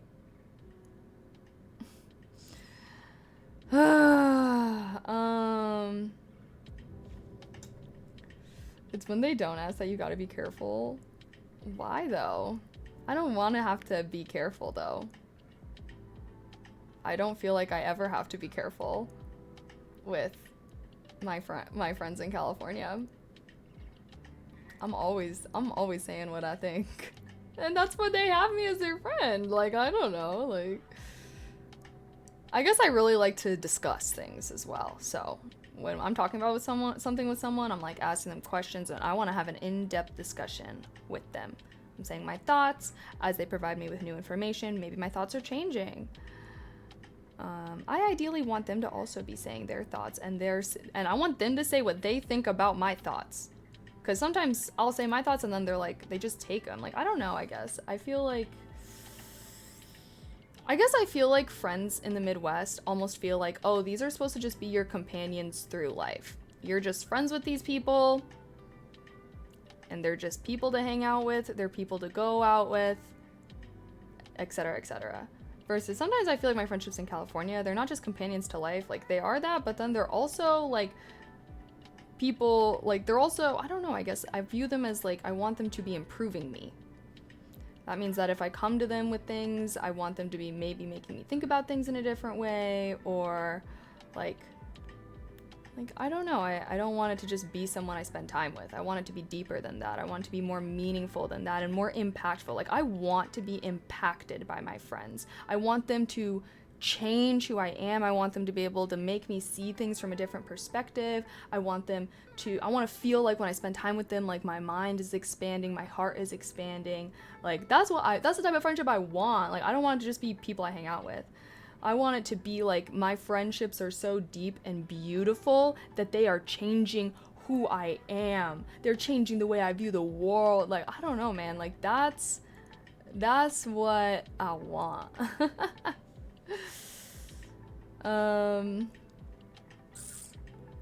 Maybe some people feel like you might just be critical or judging them and don't want to deal with that. I mean, okay. I mean, I don't really want to be friends with oversensitive people. Like, this is not me. Obviously, yes, I could definitely act a different way to have everyone, if I wanted more people to like me. But I guess it's not that I want, because it's like, even, I don't know. I guess I don't want to have to not be myself. I guess. I don't want to have to not be myself. I don't want to have to, like, stop myself from saying, like, I don't know. I guess it's not like I'm judging them.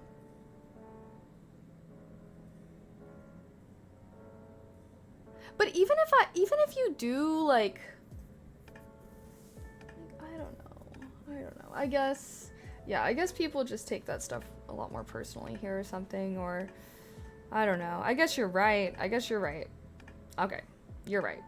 I probably just should not ever criticize anyone here. That's such bullshit. That is such bullshit. Like, oh my god, though. All right, I guess if I want to have real friends, I just have to sit there and be like, yes, yes, you're so right. Yes, yes, slash his tires. Oh my god, yes, yes. Oh yeah, yeah, yes, yes. Throw up in his backseat.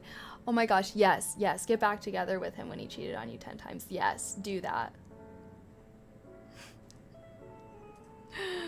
You're taking to the extreme. There's a balance. That's literally what it feels like I would have to be like, because it's not like I'm disagreeing with, oh no, I think that you should have chocolate milk instead of regular milk. Like, I'm only speaking up about things when I feel like my friends are doing things that are going to harm them in the long run. It's not just, oh, I think that you should like do X instead of like, you know what I mean? I'm not like disagreeing with, like, I'm not going to be criticizing somebody's choices in life if it's like not affecting, like, I don't know if like, it's not like I'm criticizing their outfit of the day. It's not like I'm criticizing, like, you know what I mean? Like, it's like when I'm speaking up, normally it's about relationships or something, or it's just about like lifestyle choices, or even like the way that maybe they're thinking about things. If I feel like I'll give you an example. Like, I had a friend who, like, she was dating and she was having terrible dating experiences because she wanted to be with like a rich guy, and it would just like kind of annoy me. Like, every time she has a new guy, she's just talking about like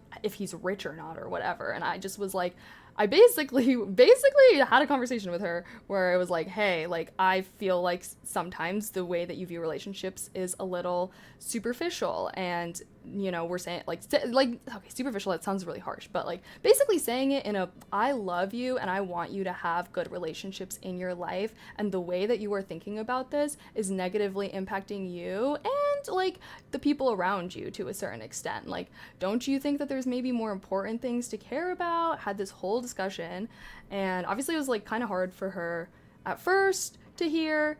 It was, and then eventually she did end up going to therapy, and this was something she discussed more at therapy, and to this day she still talks to me about how she's so happy that like we brought that up to her and said that stuff to her. Like, she's in a very happy relationship now. Like, I'm so happy to see her in like so much of a healthier relationship, and she, like, you know, started going to therapy because of that, and like just got into a lot more of like her family issues and etc etc.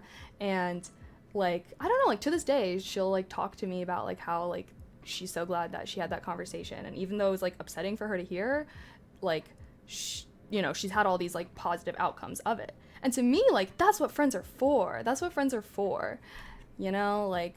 And I'm so happy, and like I can tell that she's so much happier with her life. Like, I'm so happy for her, like happy to be her friend, especially too, because who wants to be friends with someone that's just like that, right?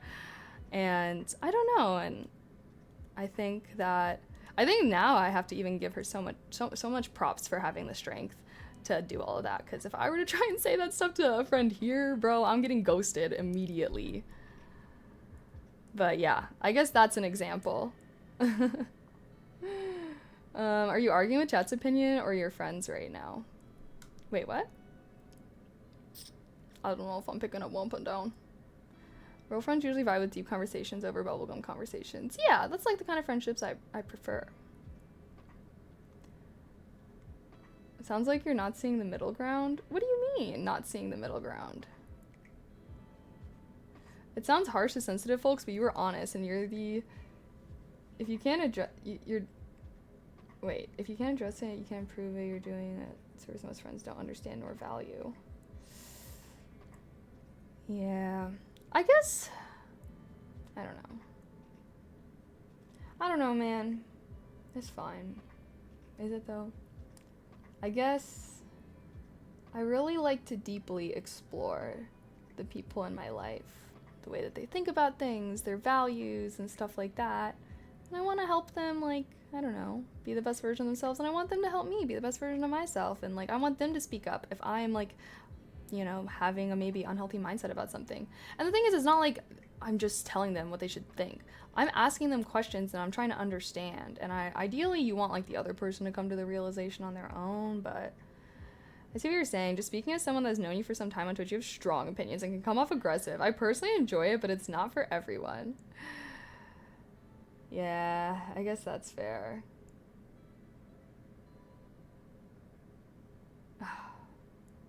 All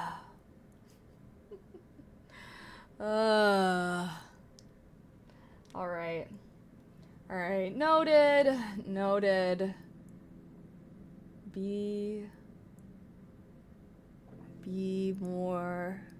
I'm not, it's not like I'm always starting arguments though. It's not like I'm always, okay, y'all are making it seem like I'm not always starting arguments. I just want to be able to occasionally. And by occasionally, I mean like once or twice a year. Okay? If my friendships cannot handle disagreements 1 to 2 times a year, those are very flimsy and fragile friendships. Like, it's not like every time I'm with someone, I'm criticizing them and disagreeing with them and stuff like that. But I'm talking about in moments when I feel like it matters and it's big deals. Like, obviously in a general day-to-day, I'm like very supportive and positive and loving towards my friends. Like, I just want to be able to, if I do really disagree with someone, I do want to feel like I can say that and I don't have to be afraid of having a real genuine conversation. Because again, it's not like I'm trying to be rude about things. Like, I don't know.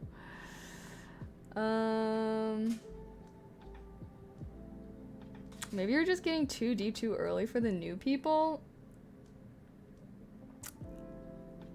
Guys, the new people are people I've known for like 5-6 years at this point.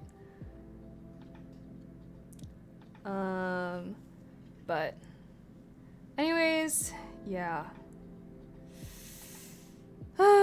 You could try to ask for advice from one of your Midwestern friends on an issue in your life, and if they're willing to help you, then they're more likely to take advice from you as well.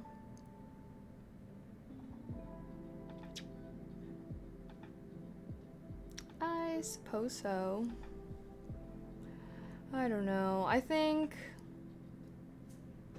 maybe I am in the wrong. But but again, it's not like I'm doing that every time I'm with someone. Like, I don't know. I don't know.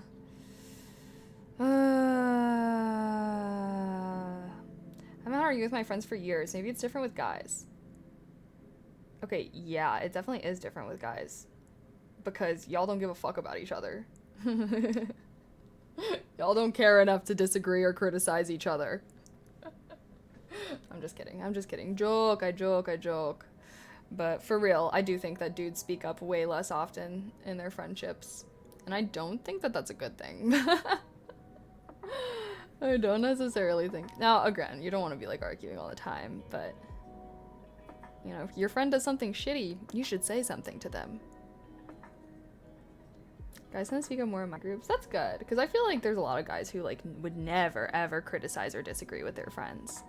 Because I feel like for dudes, it's like much less socially acceptable. I feel like, I don't know. Yeah, let's further want that. There's plenty of people who want that too. Quality over quantity with friends. That's how I feel. Is that on you or on them though? I don't think honesty is wrong. I don't know. I just think I don't know.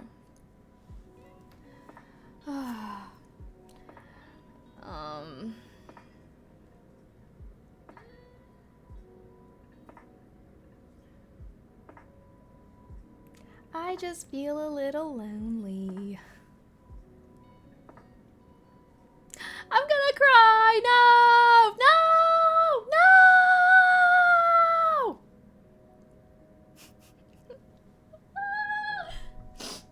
Ugh.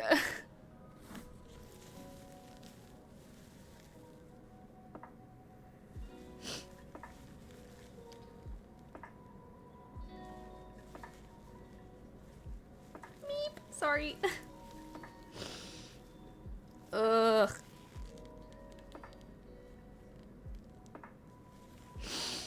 I don't want to cry on stream. I haven't cried on stream in a long time, actually.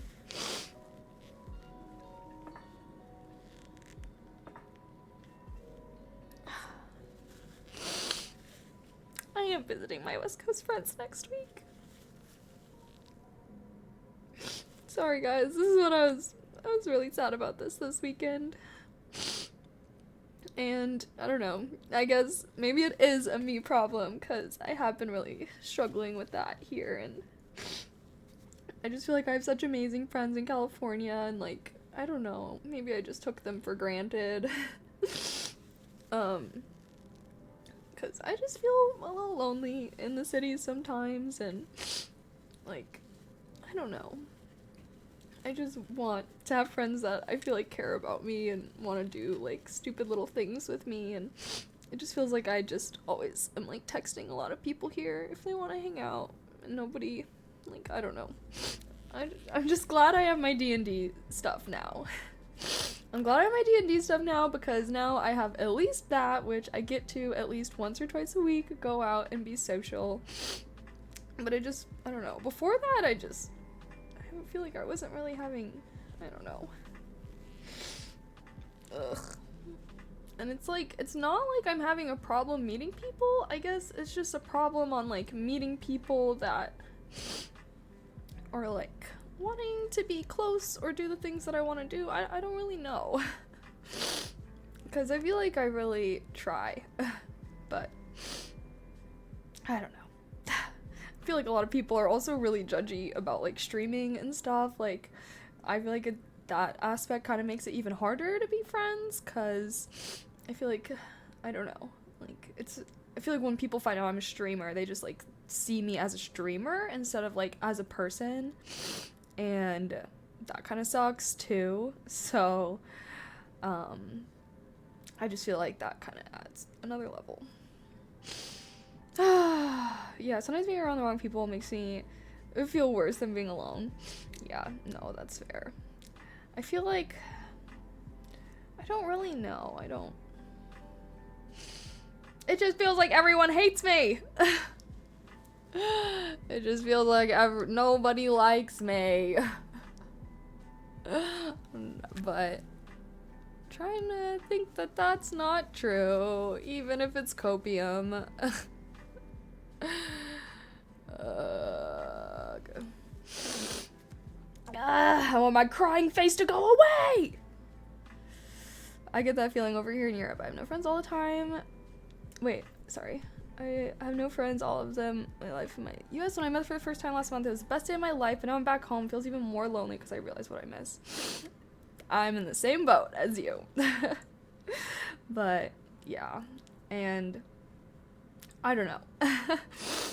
I feel like it's just been literally really making me think, like, I just want to go back to California to be with my friends there and, like, not feel so, like, alone in this world. I don't know. Like, I just want girlfriends to do girly things with. That's what I want. Like, I want friends to do nerd stuff with, and I want friends to do girly stuff with, and I just feel like I've been really struggling these past 2 years, to be completely honest, and luckily I have stream. All I'm gonna say is luckily I have stream.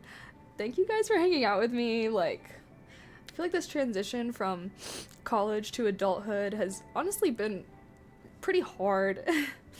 Just as far as like the social aspect. Like in college, you're just around people all the time. Like you have roommates and stuff, and like there's always someone that you can go to, and like always someone that you can like ask for help and do things with. And then suddenly in adulthood, like everyone's just living their own lives, and you see people like not frequently, like try to hang out with them, and like it's so impossible to make plans. Like, I don't even know. And so, yeah.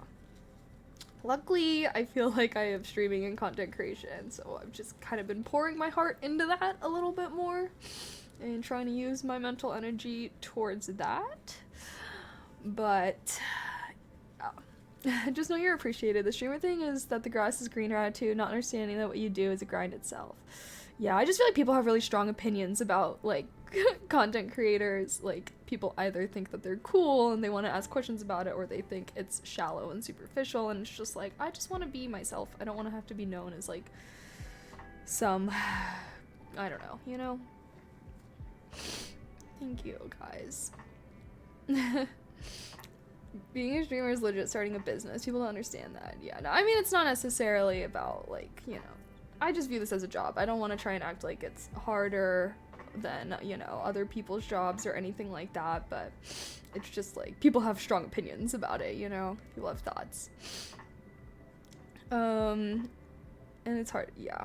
But all I gotta say is I'm so grateful that I got into streaming. I feel like streaming, it definitely helps me feel less lonely. And I try to not ever be upset or crying. Like, I try to bring good vibes to stream, and like, you know, whenever I'm like going through a rough patch, I try not to let it show on stream too much.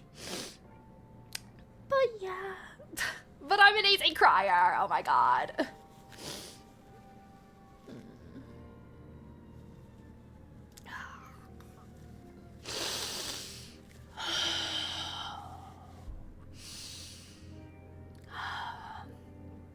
Wow. Crying made viewership go up. Guess I should do this more. Just kidding.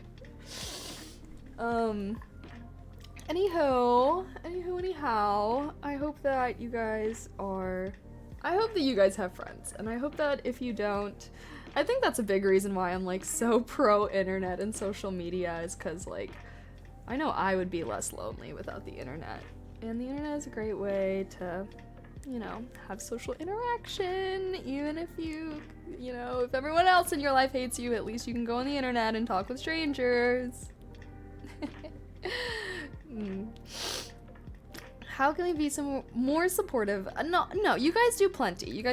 Like, this is not, I don't want anyone to be, okay, I'm gonna say this right now. I don't want anyone to be DMing me and being like, oh, I'll be your friend. Oh, I'll be your friend. Like, it's not like I need, like, I don't know. I want to keep working. I want to keep my work and my personal life separate, you know, to an extent. But it's just, guess I'll delete that DM then. Oops. Yeah, sorry. I don't want to, you know, I like to meet people not through the internet. Like I said, I don't want to be known as a streamer to someone. I want them to just see me as a human and see me as a person and whatnot. And yeah. I think that that's something that I've definitely struggled with when it comes to meeting new people. It's good to go to organizations to make friends too. Yeah, I mean, I go to D&D. I go to D&D and I meet people. I have my D&D friends, which are new friends and stuff. They're new friends, which means I'm not exactly, you know, bearing my whole heart to them on day one. Gator Slaughter, thank you so much for the sub with Prime. I appreciate that. Thank you. Welcome to Keelian Society. We'll all be friends. Yeah, I just want to have normal friends. I want to have normal friends who have never ever watched my stream, who don't know anything about my online. Like, I don't know. You know, I just feel like, I don't know. Sometimes I just feel like the whole content thing is like, I don't know. Maybe it's just because people always are like, I feel like a lot of times when I meet people and then they're like trying to look me up and then they're talking about my streams and stuff, like it always kind of like puts me off a little bit. It makes me feel weird. Like imagine if like you like imagine you like work at a cookie store or something and then like you meet someone and then they're showing up at your cookie store being like, wow, like this is your work, this is what you do. Like might make you feel a little weird. And even if what they're doing isn't necessarily wrong per se, and it's not like you're judging any of the other customers that come in, still a little makes you feel a certain kind of way. That's the only way I don't even know if that made sense. Do I read self-improvement books? I have read self-improvement books, yeah. Did I make any connections in art class? No, it was all older people, and I was so stressed out trying to paint, I didn't really have time to think about it. You ever give DSA? What is that? Have I done pottery before? No, I haven't. I work at a grocery store, bakery, and bake cookies all day. I understand completely. Wait, that's why would that be the perfect analogy then? Yeah, I think you're overthinking the streamer title stuff.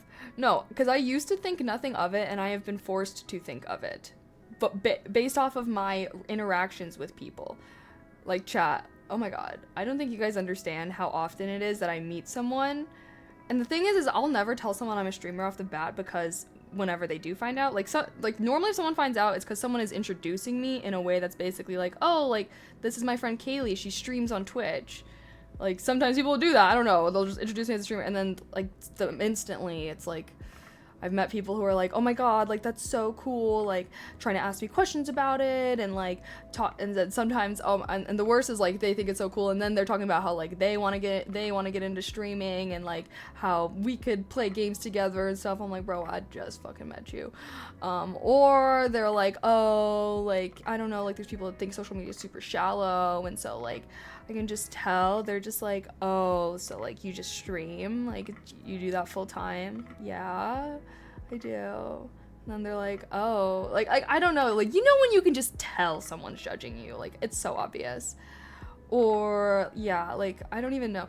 But, like, I think that what made me really realize how judgy people are about it, because, like I said, I used to not think anything of it, but what made me really realize how judgy people are of it was when I would constantly hear that people were talking about me behind my back. It was just always, like, yeah, like, I would just always hear about people talking about me, and, like, sometimes I would be out and people would come up and they'd be like, oh, like, you stream, you do ASMR, right? Like, whisper in my ear, like, some fucking annoying ass fucks.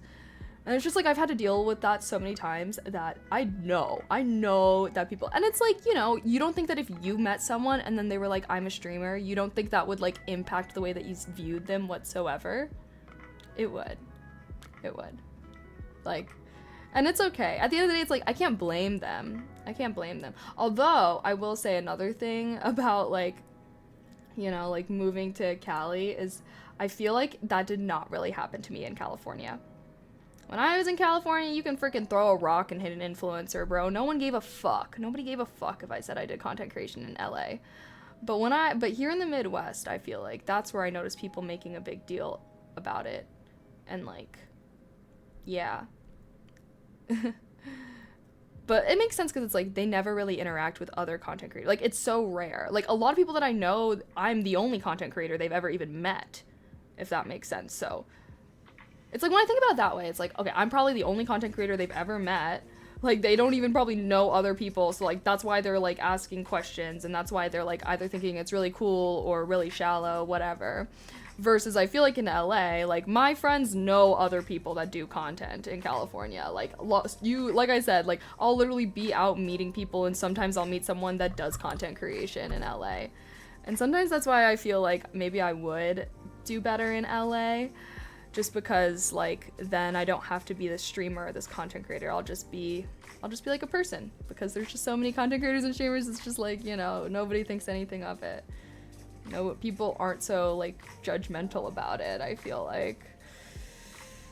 Streaming, yeah, I feel like in LA, people definitely view content creation more as work, and, like, you'll meet people, like, I've met people in LA who, like, it's so funny, because, like, I'll meet them in person, and then, of course, I, like, kind of Google them later, and, like, their content is, like, so completely, like, different from who they are, or so removed, but it's, like, you know, I guess I think it's cool. Like, people do view it more as, like, work, and it's, like, separate from your identity, kind of. Versus, I feel like, yeah, I guess I feel like a lot of people who've, like, never really done content or don't really know other people or know people that do content, like, they cannot separate the fact that they make content, like, from who they are as a person. Like, they're just thinking about the content that you make, and, like, that's contributing to their opinion of you. I don't know. Obviously, like, yeah, I don't know if that makes sense. I think I kind of, like, lost it there at the end, but Midwest, lol, sorry, you're not a farmer in the field 70 hours a week. Yeah, I'd be really surprised if I met a streamer. Yeah. No, that's why. It's like, I can't hold them to it, you know? But do you want to be the cliche influencer / artist in LA? I mean, I don't really care about being cliches. And anyways, like, I'm literally from there. Like, I would just be going back home. Like, it's not like I'm, oh, you know. I wouldn't be a true cliche. Leaving behind my small town life to go chase the big lights in the city. That would be cooler, but unfortunately, nah, I'm just going back to the homeland, honestly. Keely, are you happy in the Midwest or you want to move back? I am. I really love the Midwest. It's just, I feel like I just don't know if I get along. Like, I just don't know if I vibe I don't think the city vibes with me. I love Chicago, but I don't think Chicago likes me back. I'm just having to accept this. Or I guess I should say I like the Midwest, but I don't think the Midwest likes me back. So, I think I just need to accept this, but we'll see. We'll see. Maybe I will go back to LA. But God, is it expensive, bro? Like, the whole reason why I didn't even move to LA post-college was because I, like, could not. It was just so expensive. And it's even more expensive now, right? Like, haven't prices gone up?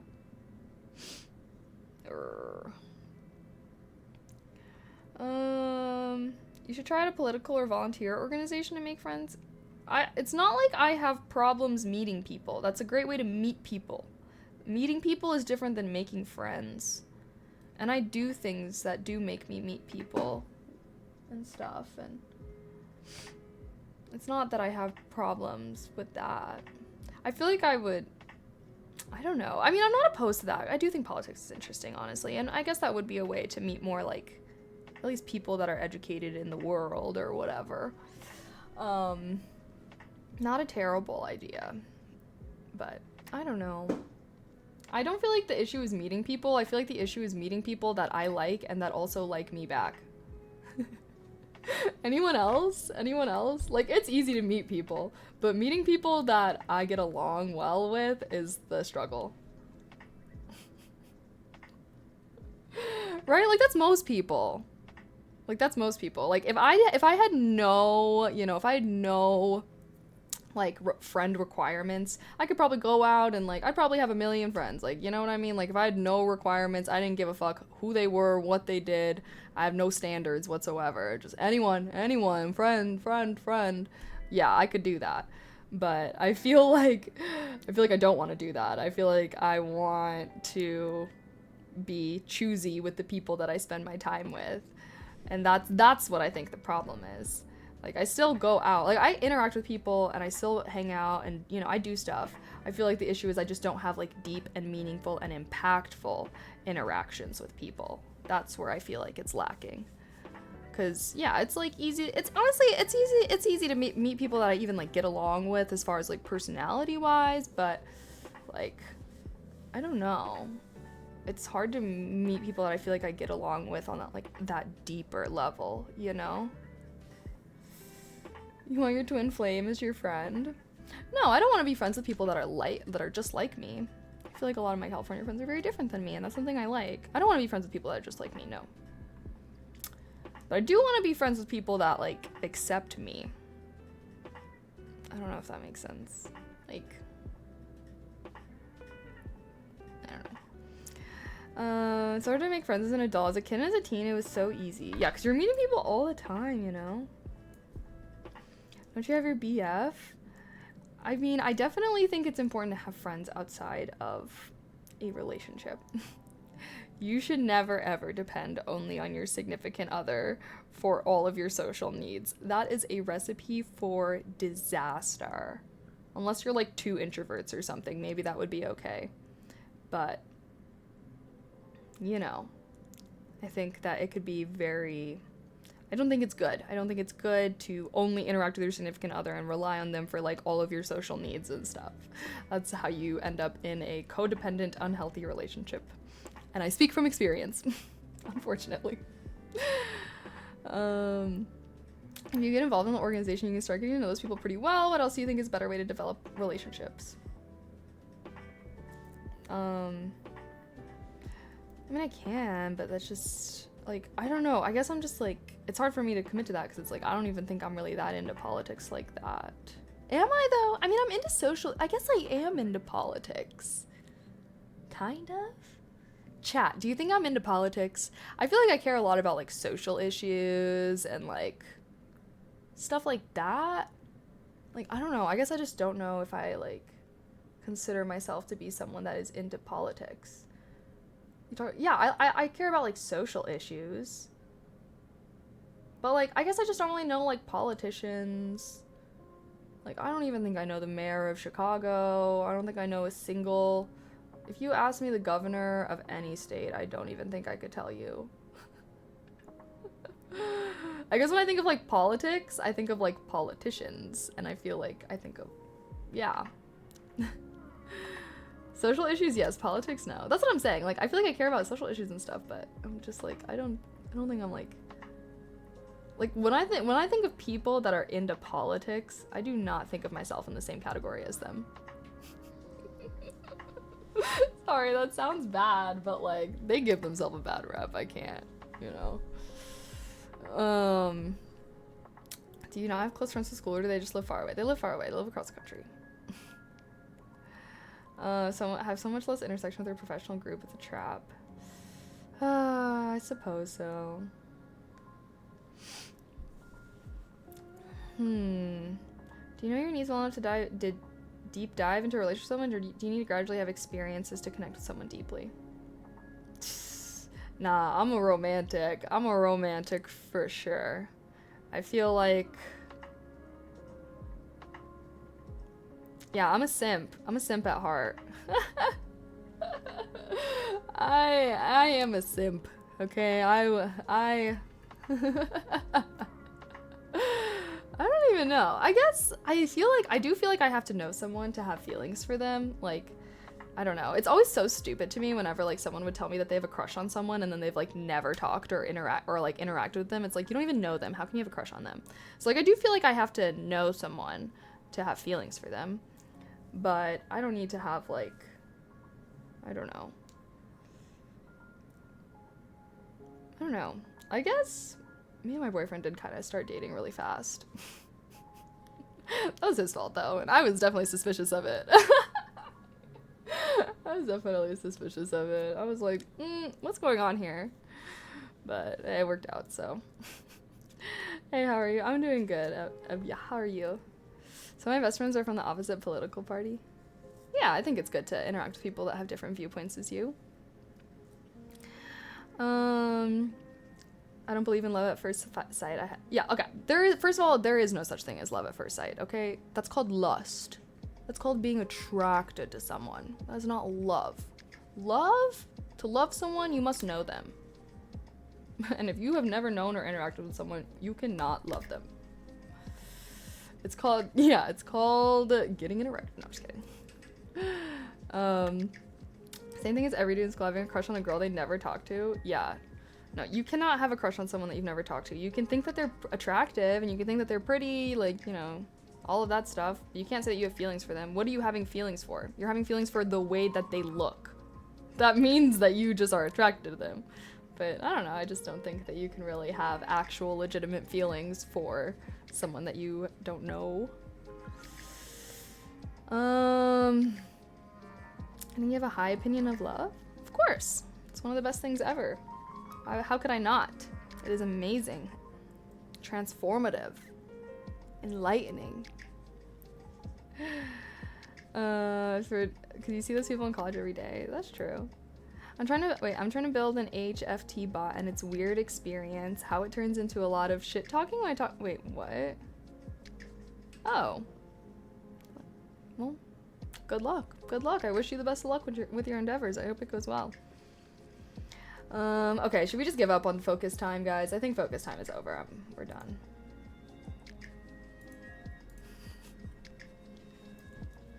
Let's have fun. Let's get this shit out of my face. Alright. I'm embracing the fun. At least you got something done. Yeah, no, I mean, I did a lot. I feel like I did a lot. I basically built out a lot of the UI for my app and stuff like that. I just was starting to get errors and whatnot because I haven't really learned how to connect them. But yeah, I did do a lot. I even like, do you guys want to, well, should I show you or should I make it be a surprise for my app? Because basically I designed it in Canva first and then I started building it in the app. So that way I could choose my color scheme and all that kind of stuff. Surprise? Okay, maybe I'll make it more of a surprise, but I basically was doing the UIX. I did a lot of the UIX stuff for my app and whatnot, but I just haven't really coded. I was telling you guys earlier, there's just certain things that I haven't learned yet in my class that I will definitely need to do for this app, so yeah. Hi, Leroy. Do I think love is different than lust? Absolutely. What do you mean, do I think love is different than lust? They are different. I guess if you've never been in love, how could you know? If you've never been in love, first of all, how exciting. You still get to have your first love. That one will make or break you. Be careful. Be picky. Be picky, please. But yeah, love is million. Like, I don't even know. Yes. I guess I can't even put it into words. Ask me a more specific question, I can answer it, but for now, that's all I got. It's me. I'm the fun. Embrace me.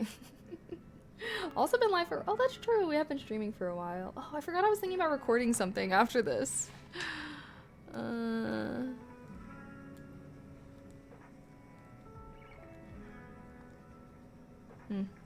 see. What are some things that make a good UI?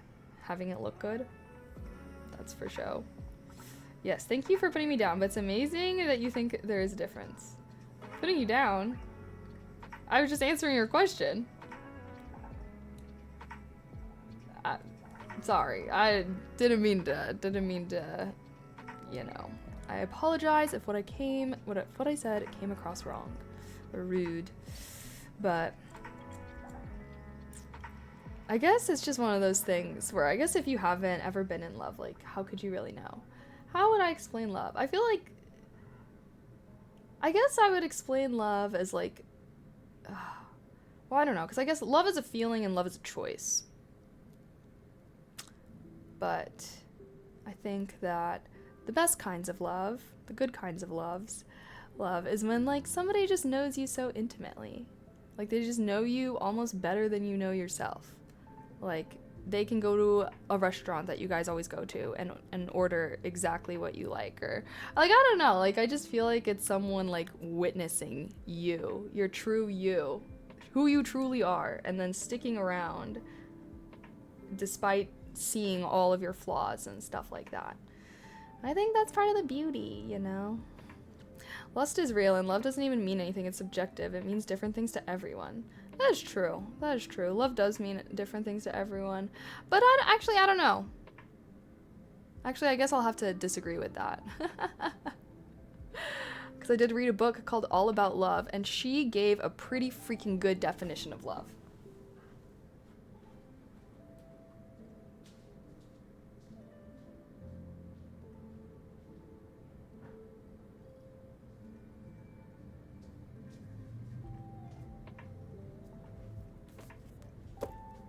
This book.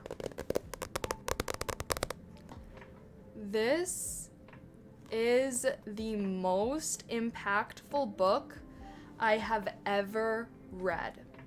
Okay, this book changed my life. This book talks about romantic love, yes, but familial love, friendship love, self-love. Like, so honestly, if you want to know more about love, I cannot recommend this book enough. And, like, just a healthy love. Oh, me rereading the book. I, like, started to reread it a bit, but anywho. Let's, I think here, give love words. Let's define it.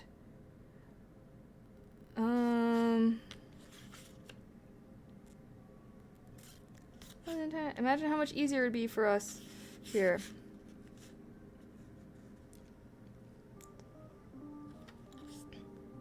Let's see if I can find the part where...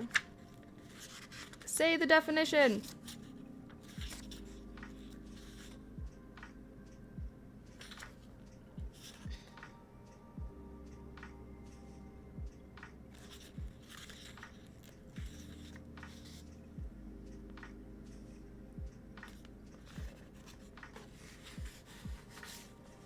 I don't know if she says in the beginning.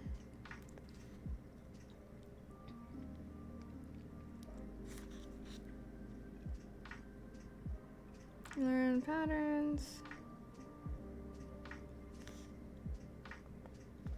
The will, okay, I don't think that this is, okay, it says the will to extend oneself for the purpose of nurturing one's own or another's spiritual growth. But I don't think that's the one that she said initially.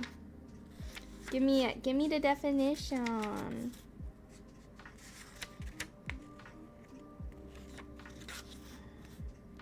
I don't think love is subjective. I think that love is something. She defines it in this book. I'm trying to look for the exact sentence, but I'm not doing a good job.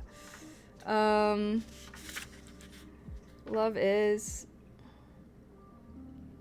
have difficult. Oh, here we go. So yeah, I guess that is what she uses. And then some folks have difficulty with Peck's definition of love as he uses the word spiritual. He's referring to that dimension of our core reality where mind, body, and spirit are one. An individual does not need to be a believer in a religion to embrace the idea that there is an animating principle in the self, a life force, some of us call it a soul, that when nurtured enhances your capacity to be more fully self-actualized and able to engage in communion with the world around us.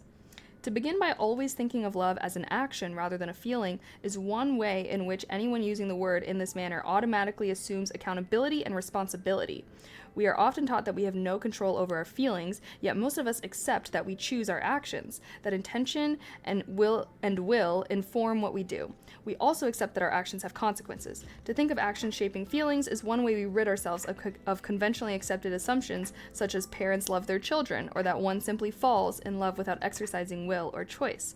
That there are such things as crimes of passion, i.e., he killed her because he loved her so much. If we were constantly remembering that love is as love does, we would not use the word in a manner that devalues and degrades its meaning. When we are loving, we are openly and honestly expressing care, affection, responsibility, respect, commitment, and trust. Definitions are vital starting points for the imagination. What we cannot imagine cannot come into being. A good definition marks our starting point and lets us know where we want to end up. As we move toward our desired destination, we chart the journey, creating a map. We need a map to guide us on our journey to love, starting with a place where we know what we mean when we speak of love. But yeah. And that is so true, because I think that a big thing that this book talks about too was like abuse and, you know, basically parents beating their children and being like, I do this because I love you. And it's like, that's not really love. So, yeah, I think that this book was really good. But I think that's something that I think she does a great job of in this book, is she talks about how, like, love has to be, like, yeah, I don't know, like, it should be intentional and it's a choice, and if there's no such, and yeah, you can't, like, kill someone because you love them so much. That is motivated by other things. And I think that people often, yeah, she was talking about how, like, people basically often use love as, like, kind of a scapegoat, when in reality it's a positive thing. I have a great reading voice. Oh, thank you. The Five Love Languages is a great book for newcomers to love. Wasn't that, like, kind of debunked? Wasn't, like, the guy who came up with the 5 love languages, like, kind of debunked? I saw that, and oh my god, I saw this whole thing about basically, like, like, I don't even know. I won't, okay, sorry. I think men and women, no, it's not different, okay? All I can say is I'm standing on business with this book. Love has a definition, it's not different for everyone, and if you hurt the people that you love, you don't really love them. Yeah, I guess that's, if you really love someone, you would not. Love is useless. Okay. Alright, that sounds like oh my god, that sounds like such a fulfilling way to live life. Wow. Okay, just kidding, sorry. Sounds like a fascinating book. No, this book was, like, seriously, I'm not gonna lie, like, changed my life. I stick to empathy. I mean, okay. You can argue that all of those things don't exist on the same grounds that you argued about love, alright? Like, abuse is unacceptable even in the name of love. Yeah, but what this book talked about, oh my god, like, let me see, I think it's, so we just did clarity, give love words. Like,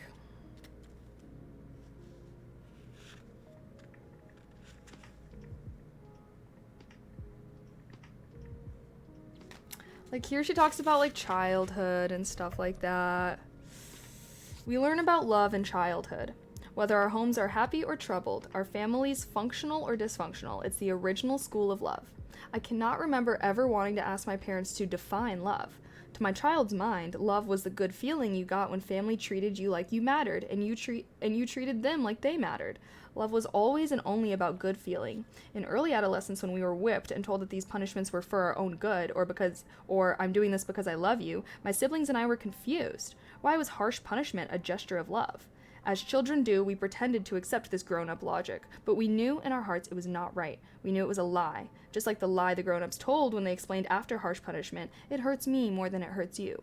There is nothing that creates more confusion about love in the minds and hearts of children than unkind and or cruel punishment meted out by the grown-ups they have been taught that they should love and respect.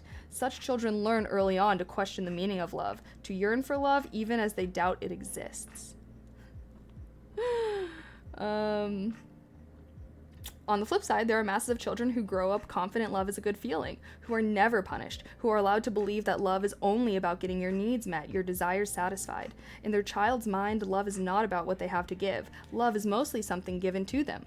When children like these are overindulged, either materially or by being allowed to act out, this is a form of neglect. These children, though not in any way abused or uncared for, are usually as unclear about love's meanings as their neglected and emotionally abandoned counterparts.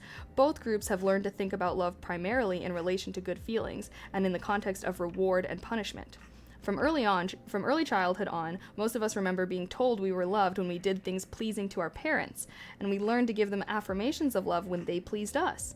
As children grow, they associate love more with acts of attention, affection, and caring. They still see parents who attempt to satisfy their desires as giving love. Yeah, there's an example.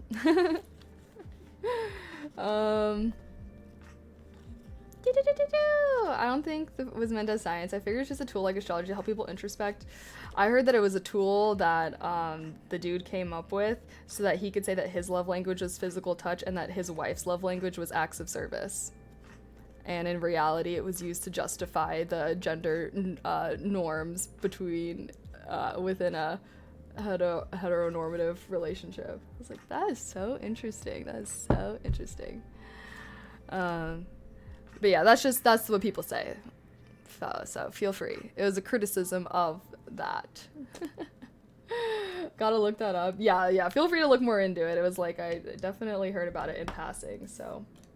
But I thought it was a very interesting case, and I was like, you know what? That is so valid, because dudes saying their love language is physical touch is like the most annoying thing. Like, that is easy. Yes. I think we all like to touch the people that we love and are attracted to, for sure.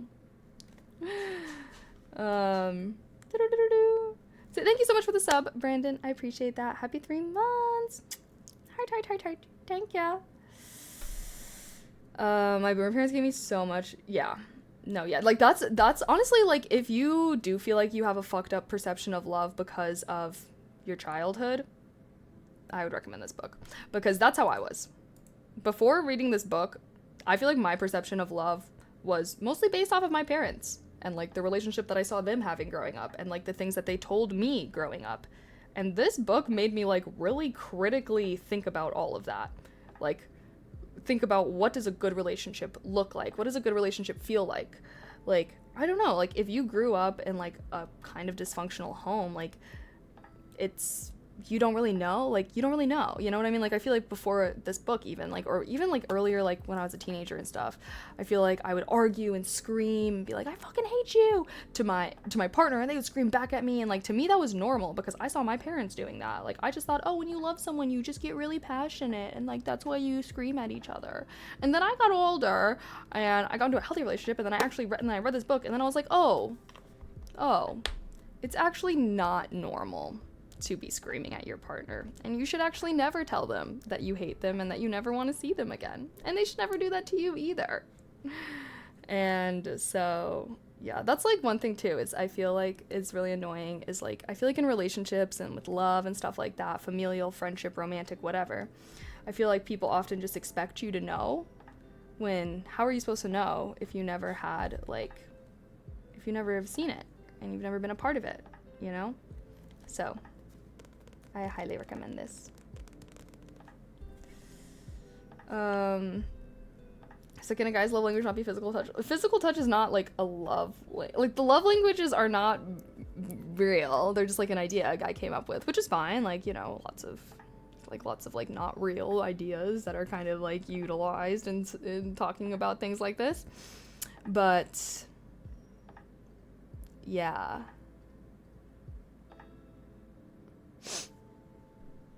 You need to have faith that love will be worth the effort and that won't be misplaced investment. Also faith that you won't be judged and properly received by your partner. Yeah. Blocksbuster, thank you so much for the sub with Prime. I appreciate it. Thank you, thank you, thank you. Heart, heart, heart, heart. Welcome to Keelian Society. Am I a Scorpio? No. Not crazy. Just kidding. Pisces. Good on you for learning and breaking that cycle. Yeah, no, I honestly, like, I feel like it's a worthwhile thing, and I don't know. I guess, I don't know, though, because I guess a lot of people are, like, in shitty relationships when they're older. Because I feel like part of it, I'm like, maybe part of it was me getting older, but I don't know. I don't think it was. Are the people, and the people that never seen it think it's weird when someone demonstrates the positive traits of love. Very true, Sobar. And I think that people learn to romanticize the not good traits, like the toxic aspects of love. Like, oh, like, they never scream at me. They must not care about me that much. You know what I mean? I think that usually people that, like, really like jealous partners are definitely part of this group of, like, romanticizing toxic love. Your partner should not be telling you what you can and can't do.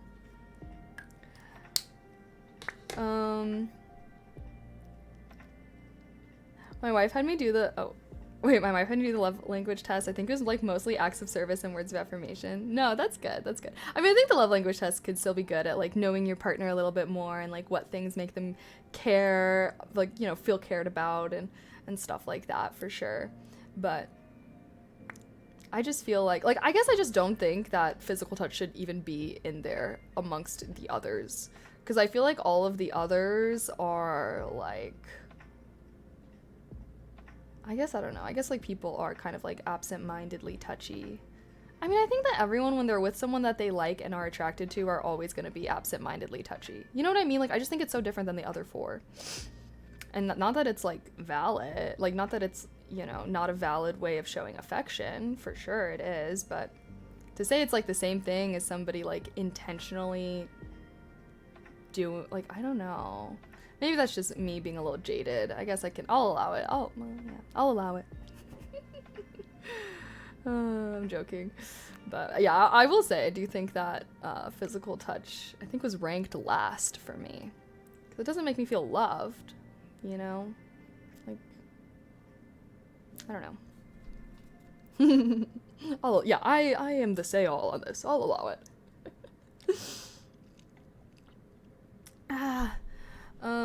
I think love cannot be thought of as an investment. The expectation of return seems off to me. Give to want to give. Support because you care about their well-being. Yeah. I mean, I don't know. I guess I don't necessarily think of it as an investment, but I do kind of view it as like a commitment. You know, like it would be very shitty. Like I guess I don't know. I think that you can have long-term expectations about a relationship, but, like, not too much, you know what I mean? But, like, I think it's fine to expect that that when you marry someone, like, I guess no, you probably shouldn't, because then that'll just lead you to get complacent, and I guess maybe you're right, yeah.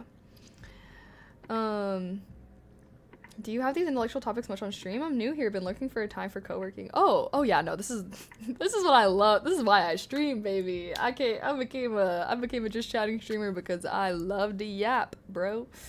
So that's why most of my focus streams I'm like fighting for my life to have a short break. But yeah, no, I love to talk about stuff. I love to chat. That's why my streams always start with just chatting, even if we're doing other stuff. So yeah, welcome. I'm glad that you're enjoying. I feel like I love talking about stuff with you guys. Okay, I love when a girl touches my face. Yeah, but maybe that's just because it's a little more infrequent. Like, I feel like people that usually like I feel like most people, they like rank things very highly on their love language that are like kind of infrequent for them to experience, if that makes sense.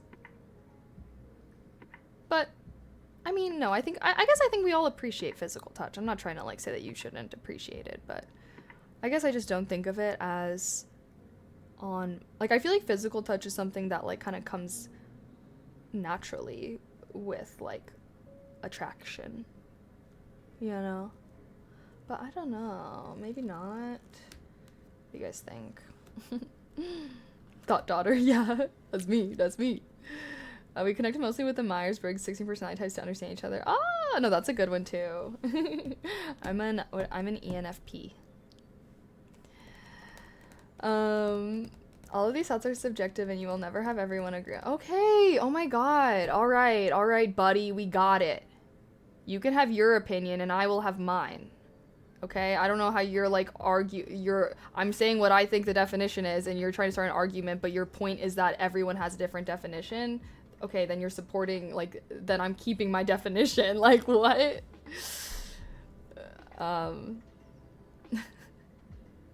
Sorry. I think the physical touch though is supposed to be non-sexual, so to speak. Yeah, I thought we were like talking about like touching face, a hug, hand holding. These are all things that I am thinking of. And these are all things that I imagine most people would just do with someone that they are like attracted to. Like, I guess when I'm saying like,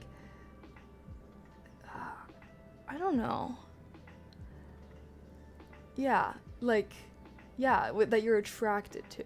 And let's keep in mind that attraction is so much more than just looks, right? Like, attraction can grow. You can be attracted to people for a lot of different reasons, but I feel like that attraction is important. Like, you know, nobody wants to be in a relationship with someone that isn't attracted to them. Like, that's shitty. And nobody wants to be in a relationship with someone that they're not attracted to.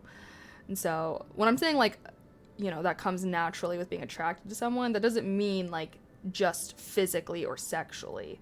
That just means like, you know, when you're with someone that you just like really like, this can even be seen in friendships, right? Like when you're really like close with someone, you're gonna be giving them a hug, you won't put your arm around, like, I don't know, at least for me, like, I feel like there's a lot of ways that you can be attracted to someone, and that doesn't have to just mean like physical or sexual. Like, you can be attracted to someone's like personality or their smile or the way that they laugh or their mind. Like, I don't know, like I definitely have been like, wow, like he's so smart. Like, I don't know. I guess that's how I'd explain it. It's not what is normal. It's about what makes you feel loved by someone. For example, I like touch because I wasn't hugged and touched as a child. Yeah, exactly though. That you're saying that it was not normal for you to be hugged and touched as a child, which is why you value it so much now. That you just proved my point with what you just said.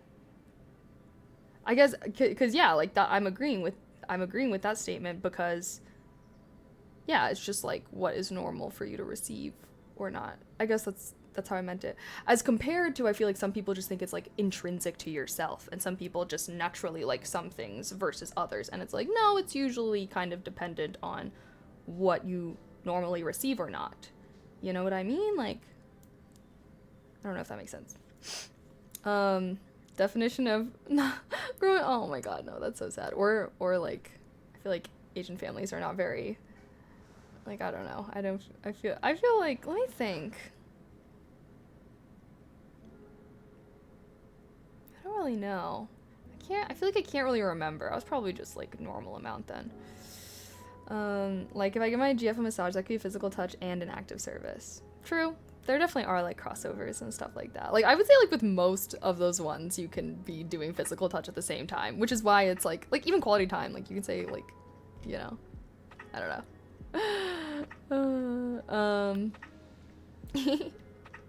Hi Wolf, hello. Family not very huggy. Yeah, honestly I'm a little touchy. I get touchy with the people that I love. Why not? I like to give hugs. I like to put my arm around them like a goofball. I don't know. I like to cuddle. I like to cuddle with my friends. Um, it's funny because me and Lauren have like slept in the same bed so many times, and like sometimes, like I remember one time we were like sleeping and we were like facing away from each other and we were like butt to butt. And I was like, you know, you're like curled up, like I don't know, I was like, this is true friendship. Once you're sleeping with someone in the same bed butt to butt, you are true friends and you can never stop being stop being friends. We're not very affectionate, yeah. I feel like it's just one of those things. My mom, I feel like my mom was, like, she wasn't not affectionate, though, because I feel like I'm pretty good when it comes to affection. So, I don't think she was, like, as bad. But she definitely wasn't, like, one of those parents that's, like, always touching and, like, I don't know. Like, I feel like some people's parents are, like, always all up on them. But I guess that's too much. My mom, yeah, I guess my parents are probably pretty good with it then, because I don't feel like I have weird... Like, I don't know. I don't really get weird about that stuff, but...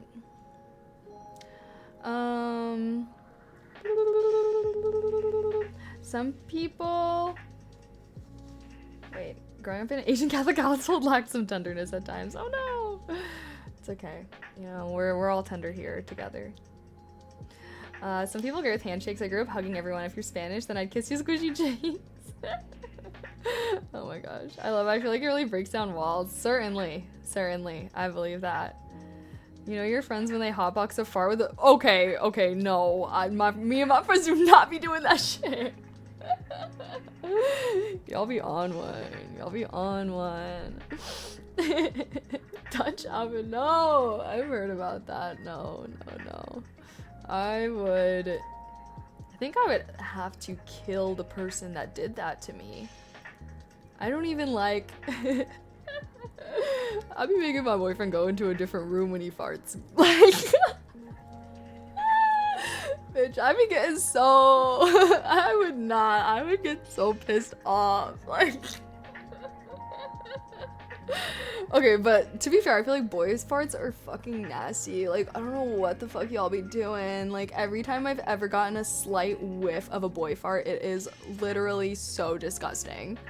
Like, I don't even feel like my farts smell that bad, bro. Like, but I swear. Okay, I will say, though, high protein. Oh, okay, I guess that makes... that does make sense, because whenever, like... I guess that makes sense, but I don't know. I will say though, worse than man farts is always gonna be dog farts. Oh my god, that is I think that the worst smell I've ever smelled in my life was genuinely one of my dogs that was old that farted. Oh my god, it's like, who died? Like, I don't even know. No, literally, like, worst smell I've ever smelled in my life. Like, I don't even know, man. A boy farts, LL farts have genders. I'm just generalizing, okay? I'm generalizing here, sorry. I'm not smelling that many farts. I can't really. But I will say, on average, in general, dogs eat shit too. Yeah, dog food already smells gross, so I guess it makes sense that it smells even worse coming out the other end. But overall, I don't know, let's change the subject. It do be like that sometimes. It do. Ayo, also guys, everyone should go watch my new Fallout short. I have to pee really quick, so while I'm away, everyone go watch this short really quick. And when I come back, we're gonna have a new conversation topic to discuss. But it's literally 30 seconds. Perfect amount of time while I go pee.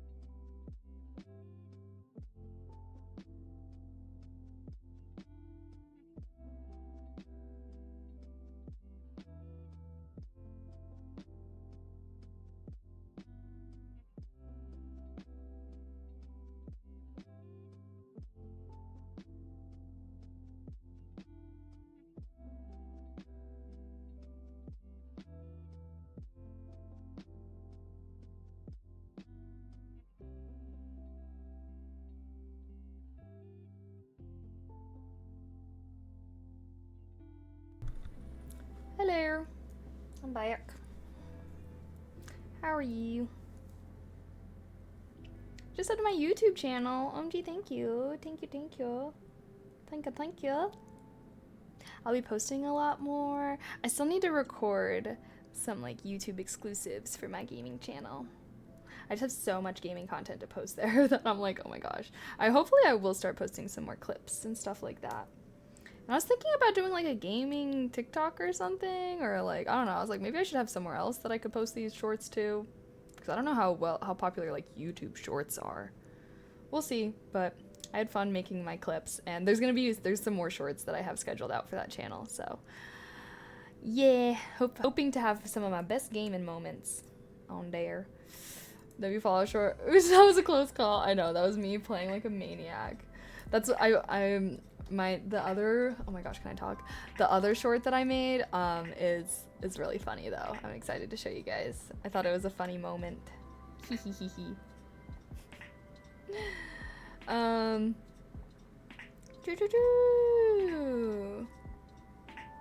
Wait. You know, it's funny. The amount of time that I was timed out would change based on how long I was watching this channel. Huh? Last time I really hung out in here, you were talking about art classes. I want to see some art. OMG. Wait. I kind of have my paintings up around my apartment right now. I use them as decor. So, I'm sorry. I don't know if I have any right now, but I guess, I don't know if I could go all the way and grab them, but they're not very good. Well, we're gonna do a painting stream sometime soon. I'm gonna do a painting stream sometime soon where I can hopefully create some good stuff. Because all my art class paintings, I was like time constrained, so sometimes I wasn't able to work on them as long as I wanted to. But I really want to do some like painting streams and stuff in the future. So yeah, hopefully. I'm thinking once we come back, maybe we can do a painting stream. It would be like a focus format, but except instead of doing my class, I'd probably paint. Postable YouTube video idea. Honestly, that's not a bad idea. I could do like a YouTube, like, oh, I took an art class and here's my paintings that I did and what I learned or whatever. Not a bad idea. You can make another Insta for gaming. I actually was thinking about making like a streamer Instagram. Because my Instagram right now is very like influencer vibes. I feel like I post like a lot of travel pictures and it's like very like lifestyle, versus I feel like I could make like a degen streamer TikTok where I could post like gaming clips or even like stream clips and as like reels, and I could just like kind of post like, you know, more casual selfies. I feel like my Instagram is like, I'm a model. Like I'm not really gonna just post like a little jank selfie I took in my apartment. I feel like, I don't know. I mean, it's good. I feel like I get a, you know, I like having my Instagram be like nice and professional, but that is why I was thinking about making a new one for more like not degen, but more casual vibes. Because my Instagram right now is not casual vibes, which is not a bad thing. I like my Instagram. Good thing about oil is that you can continually work it. Worst thing about oil is that you can I know, very true. That's why I feel like the focus stream will be good, because if I was just painting on my own, I'd probably work on it forever and ever and ever. Your Insta is like the Insta one of my friends would have, but more model vibes, really? No, I definitely feel like it's more like normie. It's like normie vibes. I'm just posting like travel pictures and I just post, like, I don't know. I feel like I really think about like how good the picture looks and stuff like that when I'm posting on Instagram. I like use an app to like plan out my grid, try to make it look nice, you know? But yeah. Me and Factor sponsorship for some cooking streams. Factor sponsor my girl. Bro, Factor comes pre-made. That would not be I could do an eating stream with them, but not like, you know. But yeah, I do have a normie Instagram. That's because I never made like a different Instagram. Like that Instagram account that I have is like my actual Instagram account. Like that's like my one of my regrets as becoming a content creator is I should have made like a separate Instagram. But nah, that's just my normie Instagram. So I think I'll just pop up. Oh yeah, I know I've been a creator for this long, but now I have a streamer Instagram. Oh well, a whale. I feel like lots of people have like spam Instagrams too, so it's pretty common. I find it fascinating that you think about objective with your work. You compartmentalize well. Wait, what do you mean think about objective? What do you mean? I like hearing what people think about me in depth. Give me your full analysis. OMG.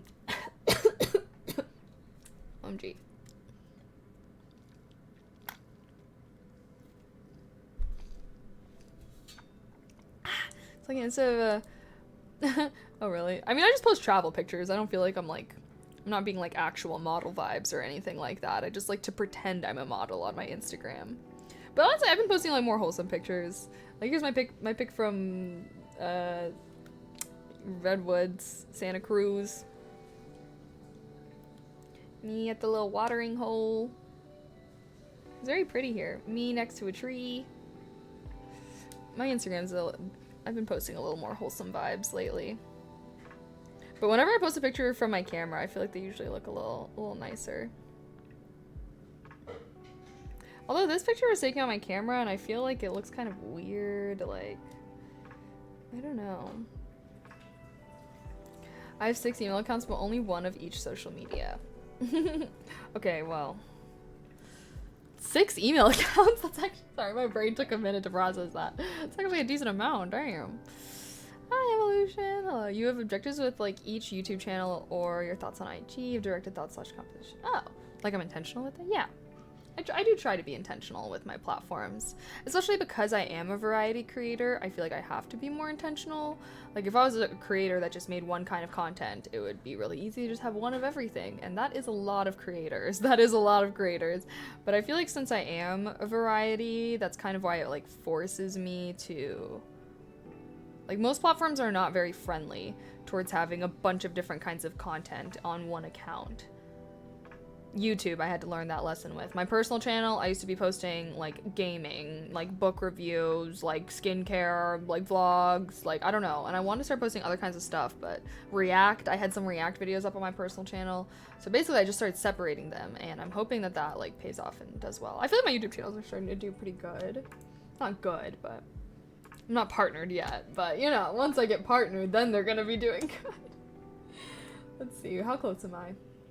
Oh, wait, guys, I'm actually so close to getting partnered on my gaming channel. Look.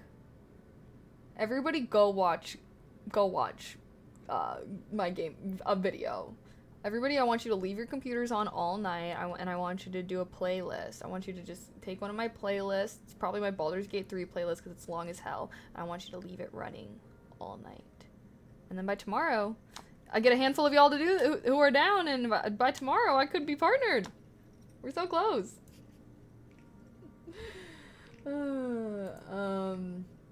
Honestly, I wonder how many watch hours my playlist would be if somebody actually watched my Baldur's Gate playlist all the way through. It's got to be insanely long. Wait, can I see like how long a playlist is, like time-wise?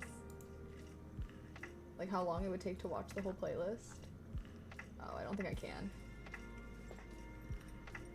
I know, it's so long. You have to leave it running for multiple days. You just need to make one of those 10-hour videos. I have like 6-hour videos on my channel. Like, I have plenty of long videos on my gaming channel. What faction do I think I'll side with? I don't know yet. Well, I think I sided with the Minutemen. I think that's what I ended up doing, basically. Because I accepted being a general, so I think that means I sided with them. I'm blasting 100k on YouTube right now, very happy. Oh, good luck! Wow, I've not even hit 100k on YouTube. On any of my YouTubes. Congrats! That's actually major props. Hopefully my ASMR channel could hit 100k sometime. And then I can get a cool little plaque. We're sitting at a nice 87k, not too far. Haven't... Wow, my tapping video is doing good, yay. Oh shit, I recorded a video today. Oh, I'll have to post it tomorrow. I'll post it tomorrow. I feel like, okay, let's see. Let's see how the React channel is doing. This one I'm feeling optimistic about for sure. I see other creators' React channels that I feel like do pretty well. New React video, oopsies. New React video is up. If anyone wants to check that out. I think I'm gonna record, oh yeah. Okay, maybe I'll go soon because I was hoping to record some React, some more solo leveling reactions. Sorry, dude, I can't watch the entire BG3 playlist. I was there live through much of it already. I know. Hey, you don't have to actually pay attention. Come on now, just mute it. leave it. Just kidding. I won't force you guys. I spent more time here than any of the streams before. Mostly I usually stay in streams like 5 to 10 minutes. Really? Well, I'm happy that you enjoy the vibes here then. Have you guys been liking the focus vibes lately? I feel like I've been enjoying the focus vibes. I feel a little guilty sometimes with the focus streams though, because I'm like, damn, I'm ignoring chat. I feel bad, but I feel like a lot of people say that they like them and whatnot, so I'm just trying to not get in my head about it. Damn, I still need to watch The Living. Is it as good as everyone says it is? Well, you can see my reaction right there. You can see my reaction and hear my thoughts right there. I've only watched the first 3 episodes though, and those are up now.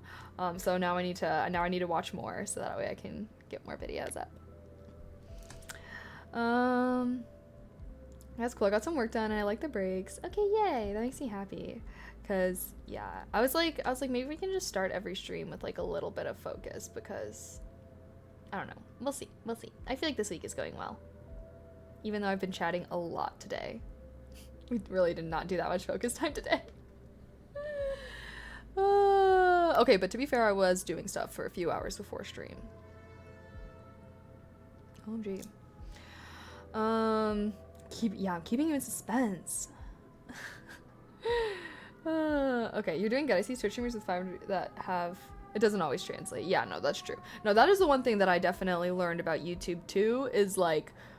YouTube, you kind of have to build a whole different audience because most people on Twitch are on Twitch because they like to watch live content versus, yeah, I feel like versus every other platform that tends to be more like recorded content.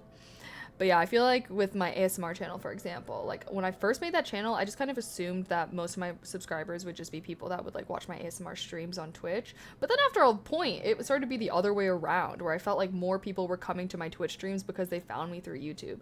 And that basically through YouTube, I was able to build this whole separate ASMR community that did kind of cross over to Twitch a little bit. But I don't know, it kind of made me realize, that's why I feel like with these channels, for example, like, you know, I don't know. I'm trying to let them grow and develop, and obviously I do promote it to you guys and stuff, but I kind of, with my ASMR channel, like, it was very much a slow grow, but it took me posting for a long time consistently to start to grow on there, so I just kind of assume that with the other channels it'll be the same thing, and I try to use you guys to kind of like initially boost it, and then like hopefully if I can just get some extra views at the start, then YouTube will think that my video is doing really well, so then it'll show it to even more people, and then yeah. But yeah, we'll see. I think I found you on Gone Doc's audition show. That's so crazy. That was so long ago. Does he even stream anymore? I don't think he does. I'm sure I would see it if he did. ASMR. Yeah, I have an ASMR YouTube channel, bro. If you take anything from today, remember that unhidden parts are an expression of affection. Okay. What about meditation streams? I don't really meditate, honestly. I don't meditate, to be honest. Would love to meditate perhaps one day, but I kind of journal. I feel like that kind of gets it done for me. I journal like almost every day, I would say. And it's good. I feel like I kind of use that time to reflect on my life and things going on, how I'm feeling, etc. I like having that good introspection. Slow growth is better than fast in my opinion. Less peaks and valleys. I would agree, Gabe, because then you can like, also slow growth helps you like actually build a, you know, engaged community, versus I feel like when people, for example, like they blow up and they go viral and they get a lot of followers, but then the followers don't really care because they just kind of followed them from a viral video, you know? He's been MIA from social media, other than popping in here and there and doing updates on life and rant about things. Interesting. Maybe I'll do that one day. I'll just disappear and then do occasional streams like, I'm so mysterious now. I heard meditation is really great and healthy for stress. Yeah. I wouldn't really say I am like stressed out frequently.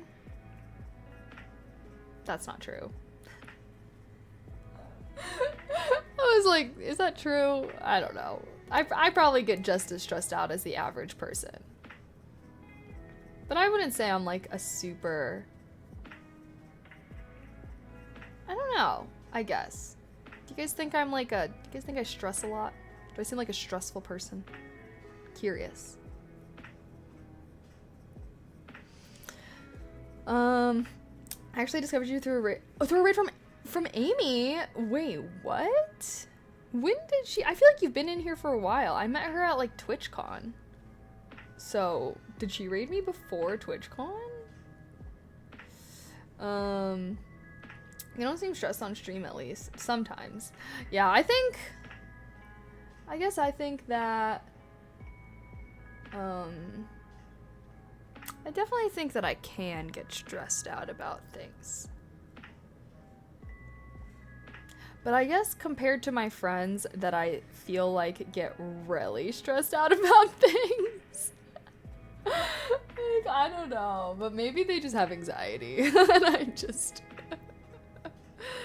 I definitely think that I guess it really depends. Because if I have a lot of stressful things happening in my life, yeah, I'm gonna be stressed the fuck out. But I'm not really someone that tends to like stress about things that I shouldn't stress about. Or things that are out of my control. The minute something's out of my control, I barely have any stress. I'm like, out of my control. Me, I can't do anything to affect the results. Therefore, I have no stress. However, situations that I do have control over, those are the ones that stress me out. Because then it's like, well, should I do this or should I do this? Well, I could also do this. Okay, wait, I really need to do this, but it's gonna be so hard. That's where I normally. So I feel like it's like a valid amount of stress. Not valid, but normal, I suppose. I don't know. Versus I feel like people that I'm like, you need to de-stress a little. Or people that are like stressing about things that they cannot control. You know.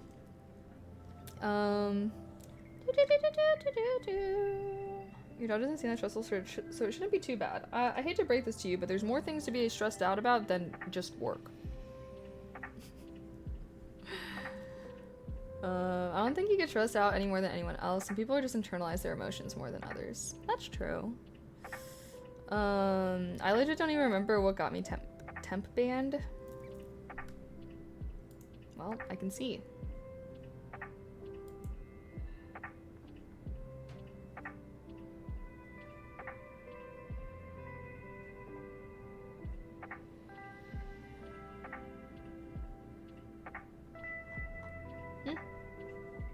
I don't even see it. It says you have no bans.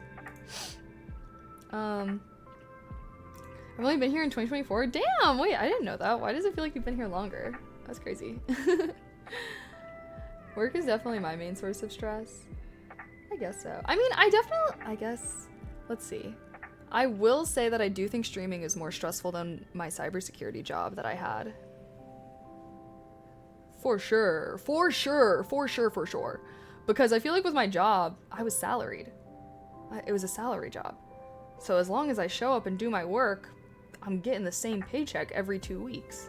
What's there really to be stressed out about?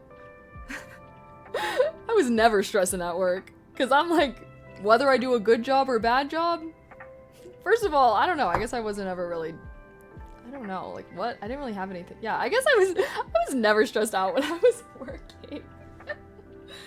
But yeah, your boss was cool too. No, I fucking hated. He was an idiot. Okay, actually no. Well, okay, I did consulting. So every project that I was on, I would work under a different manager. My last manager, he was not very smart. But I'm a development lead. My developers stress me out every day, really. I feel like also, like, I was kind of like, I was an associate, so I was kind of doing, like, I wasn't really making big decisions. I wasn't high enough to be making big decisions worth stressing out about, if that makes sense.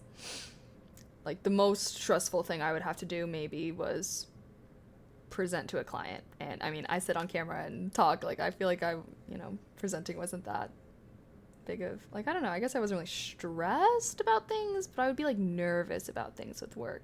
If I had to like run a call or something, or I don't know. Like, there would definitely be times I'd be like nervous about something, but I guess I differentiate between stress and nervousness a little bit. Like, I feel like you can be nervous. Like, I guess how I view it is the situation. Can you control the situation? If you cannot control the situation, then you're nervous. You're anxious. If you can control the situation, then you're stressed because you have to do something or whatever. I don't know. I guess that's how I view it. Because I stress you out, maybe. Everything you dive into is permanent. I'm lucky to have a job that doesn't stress me out too much. That's good. That's good. Yeah, definitely. Hopefully no one's job is causing them too much stress. Maybe it's not a good job for you if that's the case. Yeah. Unless you're like, yeah. Actually, I will say that. I feel like if your job stresses you out too much, maybe you're not doing the right job. Because first of all, I feel like there are people that are definitely adrenaline junkies. So they like jobs that are like high. Like, I don't even know, but like, even so, it's like something that stresses you out may not stress another person out. So then that person would maybe be better suited for that job. Like, I don't know. I don't think I could work a job that was like stressing me the fuck out all the time. That sounds like hell. What? That does not sound like a job I would want to have.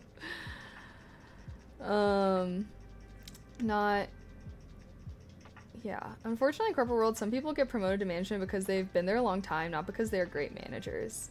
Yeah. No, I feel like I feel like the manager that I'm talking about, like, he was I definitely feel like he got promoted off of charisma because he was a people person. He'd always be like, so friendly with the client. Like, I'm sure clients liked him a lot. He had probably had good client relations and stuff like that. Like, yeah, so I definitely feel like you could tell that he's more of like a personality type of, which I feel like when you're at that level, because you're kind of responsible for doing a lot of that client work, I do think that stuff matters.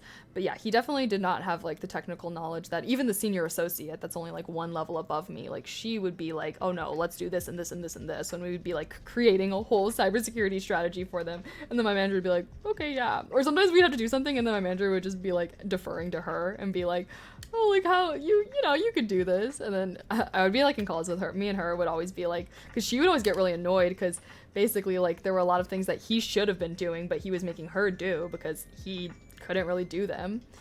So, if anything, she suffered more than me in that situation. So, thank goodness. I didn't have to be the one picking up all of a manager's slack. But that did lead me to have to do a lot more, like, senior associate type of work. And it was good experience, I'll have to say. But, yeah. And then I'm a research assistant, and they pressure us to get the grant money, so it can be stressful. Fair. Yeah, I guess if you're like stressing out working something, I don't know. I guess it depends. Everyone's different. If you're fine being stressed out going to work every day, then cool beans. Me personally, I'd crumble. Are there jobs that don't stress you out?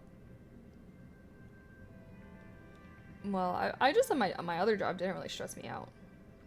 Because like I said, like, I feel like with jobs, it's like, okay, I'm doing this for money. And if I'm on salary, that means I get the same amount of money every 2 weeks. So why would I stress myself out? If I get the same paycheck, whether I'm stressed out or not, why would I stress myself out?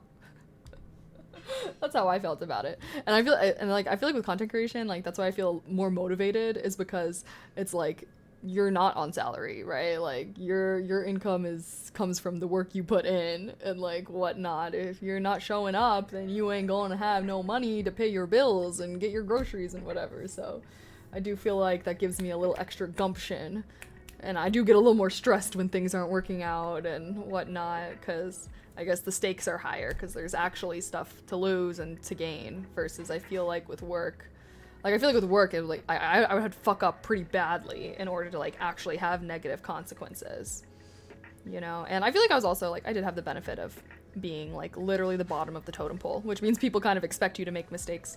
So even when I did have times where like I didn't do something correctly, like luckily I felt like the people above me never made me feel super shitty about that.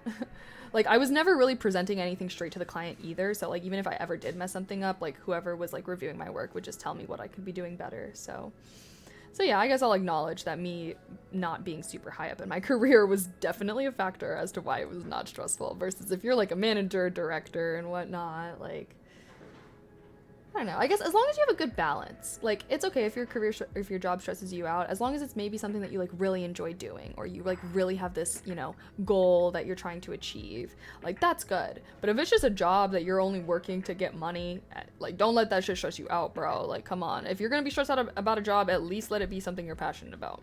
That's all I gotta say. It's a balance of challenge and competence. Too easy is too boring, for example. Fair. Worst thing in the corporate world is having a manager that took forever to get there. Everyone feels that people should take the same pace for advancement. No one has the humility except they just got by. Yeah. I feel like with my situation, like, it was just frustrating because it was like, there were things that he should have known and that he should have been responsible for, but like he just didn't, and wasn't. Like, so he would like, basically a lot of things that he was supposed to be doing as a manager, he would like kind of hand off to other people, and then since those people had more things that they had to do now, their things would get handed off to me, and it just basically created more work for everyone else. Meanwhile, he like wouldn't really be doing anything. We would literally be stressed the fuck out trying to make deliverables for the client and stuff, and then like he would be talking about how he spent all his time that day working on a freaking PowerPoint or like one slide or something, and I'd be like, bro, what the like like I said, me and the other senior associate girl, we would always like talk about it and be like, how the hell could he say that he was working on this all, like, what? Like,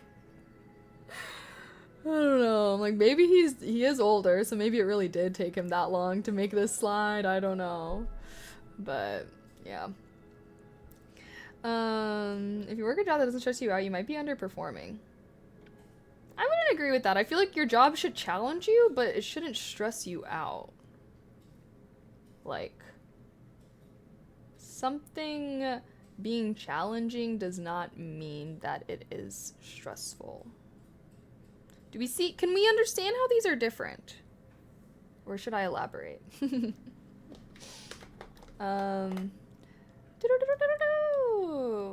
For me, if I deliver a crap product, I end up having to work more and on the weekends to fight fires and fix it. That's my motivation and stress. Fair enough.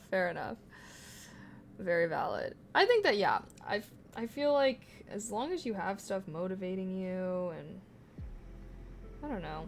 I guess everyone's different. Do what you want. Everyone's different. Live the life that makes you feel the most fulfilled. LOL, I'll get another job when I can. Good luck. I know the job market is rough right now, though, I will have to say. I'm very proud my brother got a job post-college. I was worried for him. I'm a cybersecurity manager, and sometimes you get overwhelmed with company politics. Life was so easy as an associate, and I too thought my manager was an idiot until I became one and went full circle. Fair enough, Alpha. Fair enough. I guess I think like a lot of managers seems like they are managers more for their people skills. And my theory was like people that stay in consulting to those higher levels do it because they like the client facing side. So they usually do lean more heavily on their people skills versus I feel like usually people that actually have like the hard technical skills for cybersecurity, they usually end up leaving when they're like a senior associate to go into industry and not have to be client facing and like actually just do their cybersecurity work. Because right, you don't do consulting, right? Like you're like I guess you said you're a manager.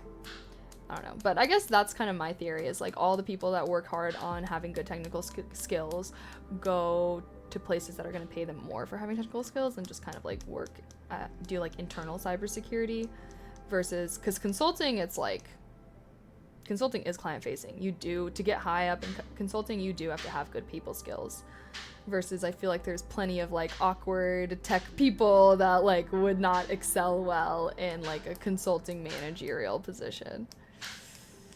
Hard technical skills work well for security architects who make as much as directors. Yeah, no, I mean those hard technical skills definitely can get them way better paychecks and stuff like that. So for sure, like both are valuable. It's just two very different career tracks. And it makes sense because like if someone has the hard technical skills, they really shouldn't be wasting all their time trying to manage people. They should be like putting those skills to use. So at the end of the day, that's why all y'all engineers gonna end up working for us business majors because we got the people skills. Just kidding. Nah, any wedding photographer dealing with a groomzilla, bridezilla is gonna get stressed out regardless of having a passion for the craft. Okay, fine. Fair enough. Stress is a part of life. I just meant like every day. If your job is stressing you out every day, then that's a sign. But I feel like everyone's probably getting stressed out about their job every now and then. Like, I definitely did still get occasionally stressed out by my job then, but like not very frequently. As long as it's not like every fucking day, then it's like, ugh. At some point in the future, I'm gonna drop back to just being an individual contributor. Fair. Business majors will pitch so hard they forgot they have to make an actual product.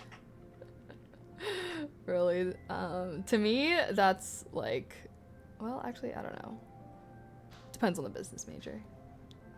If you're blowing out your hair every day, definitely switch jobs, right? That's what I'm saying. Like, I'm just like, if you're working a job that is like stressing you the fuck out, like, nar. But if you're just, if you're having like occasional stressful days, I feel like that's normal. Oh, well, is it time for me to peace out, Butter Scout? It's almost 8. Do I feel like recording tonight? I don't know. I feel like once I cry if I ever cry, no more productivity for the day. Just kidding. That's not true. I will say something. Even though I cried earlier today, I did used to cry way more. Like, I feel like a lot of my longtime viewers have definitely seen me cry. Like, I feel like when I was in college, like, I feel like I would cry on stream not often, but like more frequently than I do now. It's always good to get a good cry out. Too bad I was wearing makeup. It's funny because like this past weekend, I actually was basically when I had my actual mental breakdown about the thing that I like was slightly resurfaced earlier today. I was like wearing makeup originally and I was like trying not to be upset. And then I was like, you know what? Fuck it. I am upset. So I went and I washed my face just so I could get a good cry on. I was like, I need to. And actually, fun fact, chat, if you ever need to cry, you should always cry and cry and cry and cry until you feel like you can't cry anymore. Okay? Because, fun fact, we all know how our emotions are caused by, hormones, right? We all know how our emotions are caused by hormones. So, fun fact, when you cry, when your body has like too much of that hormone, it makes you cry. So that's why people cry when they're sad, when they're angry, when they're happy. It's when your body has too much of that emotional hormone. They're like, bro, we got to get rid of some of this shit. It's too much. So how do they release it from your body? Through tears. So basically when you're crying because of a strong emotion, you're like actually releasing all of that excess emotion, which is why when you hold back from crying, like you still feel you feel so much more upset. And that's why if you ever have had a good cry, it's like afterwards you're like, oh, wow, like, okay, that took a lot out of me, or like, that's done. Like, it's like a sigh of relief, you know? And so, yeah, so scientifically, you should never hold yourself back from crying, because you're just keeping all of those hormones inside of you, and it's going to like keep making you like just feel overwhelmed, you know? So, yeah. Make sure you cry if you need to. Unless you're wearing makeup and you don't want to ruin it. 'Cause, you know, it's just so annoying. 100% crying is so good for you. Take care of yourself. Yeah. I live in Colorado. That's how I cope. Good. Crying good. Alrighty. BRB, gotta watch it so I can give this a shot. Hell yeah. Alrighty, guys. I had so much fun hanging out tonight, though. Maybe I will still record a react video. Well, let's see. Okay, tomorrow I am planning on streaming. I do have D&D tomorrow, which is usually around 6. So I'm gonna try to do, we'll do a focus stream again, except I'll actually do my course. I only did my course a little bit today. Now I feel guilty. Okay. But tomorrow will be our usual focus stream, and we'll discuss what to do on Thursday, because if you guys want, like, we've done at that point we would have done like 3 focus streams this week, so I'll do a poll on Thursday during the chatting session on if you guys would want Thursday's stream to be focus, or if you would want to be more casual gaming, goof around vibes. Oh my gosh, thank you. Oh my gosh, BR2 Thean. Thank you so much for the sub with Prime. Thank you. Welcome to Keelian Society. Mwah. Heart. I appreciate your support towards my channel so very much. Yay! Record so I can watch your videos after I start. So, hey, well, I already have three episodes up. Okay, I just need to record some more episodes. Wait, guilty conscience. Do I stream D&D? No, I don't stream D&D. I just go and I play with people offline. But maybe one day. I will say, like, I do think it would be really cool one day to have, like, basically, it would be so cool if I could convince my normie California friends to do a D&D campaign with me. I really want to try one day. Maybe if I go back to Cali, I can convince them. Like, oh my gosh, guys, I love you so much. Like, let's hang out once a week to play D&D. It'll be such a good way for us to interact with each other. I just feel like it'd be so fun, though. Where did you find your D&D group, bro? I literally just googled, like, I think I just googled. Well, at first I was talking about on stream, and then people told me, like, look up game stores. So then I looked up game stores near me. YG KT, thank you so much for gifting a sub. I appreciate that. Thank you. Mwah. Heart. Yo, do I finish Fallout 4? No, I haven't finished it yet. I have some of here. Oh, speaking of Fallout, here's my new short. New Fallout short. 30 seconds. Please support. But no, we haven't played it, which is why if we did a gaming stream on Thursday, we could play Fallout. Or we could try Elden Ring. I don't think I'm mentally strong enough for that, though, guys. I'm not gonna lie. I was just gonna see whatever game is popular once I get back from Yosemite. What skincare? Oh, I have a skincare video. I should definitely make an updated one, though. But I think... But I lean on you guys a lot, so thank you guys. I feel like you guys definitely help hold me accountable with things, so I appreciate you. You guys are doing amazing. Thank you guys so much for hanging out with me, and I'm very happy. Like, I hope that you guys enjoy these focus streams, because I feel like I get so much done during them. I feel like we've been doing so good with my class, and even though I couldn't do all the things that I wanted to do to be able to build my app, I still built out a lot of the UI stuff, so that's great. And I also still did some of my class, so that's also good, so still productive. And then our first focus session was also me, like, still, you know, I feel like we did a lot, so yay. This is fun. Glad to have stopped by. Yeah, no, thank you guys. Thank you everybody that subbed, gifted subs, gave bits today. Your guys' support towards my stream is so very appreciated. IRL stream soon. We agreed as a team, as a stream, as a community, excuse me. I will be setting up my IRL backpack once I get back from California. If you don't know, I'm going to be out of town in California. I'm going to be camping, disconnecting, vibing with nature from June 30th to July 7th. And so then I'm going, oh my God, there. So sorry, totally lost my train of thought. Oh yeah, I'm gonna be out of town from June 30th to July 7th.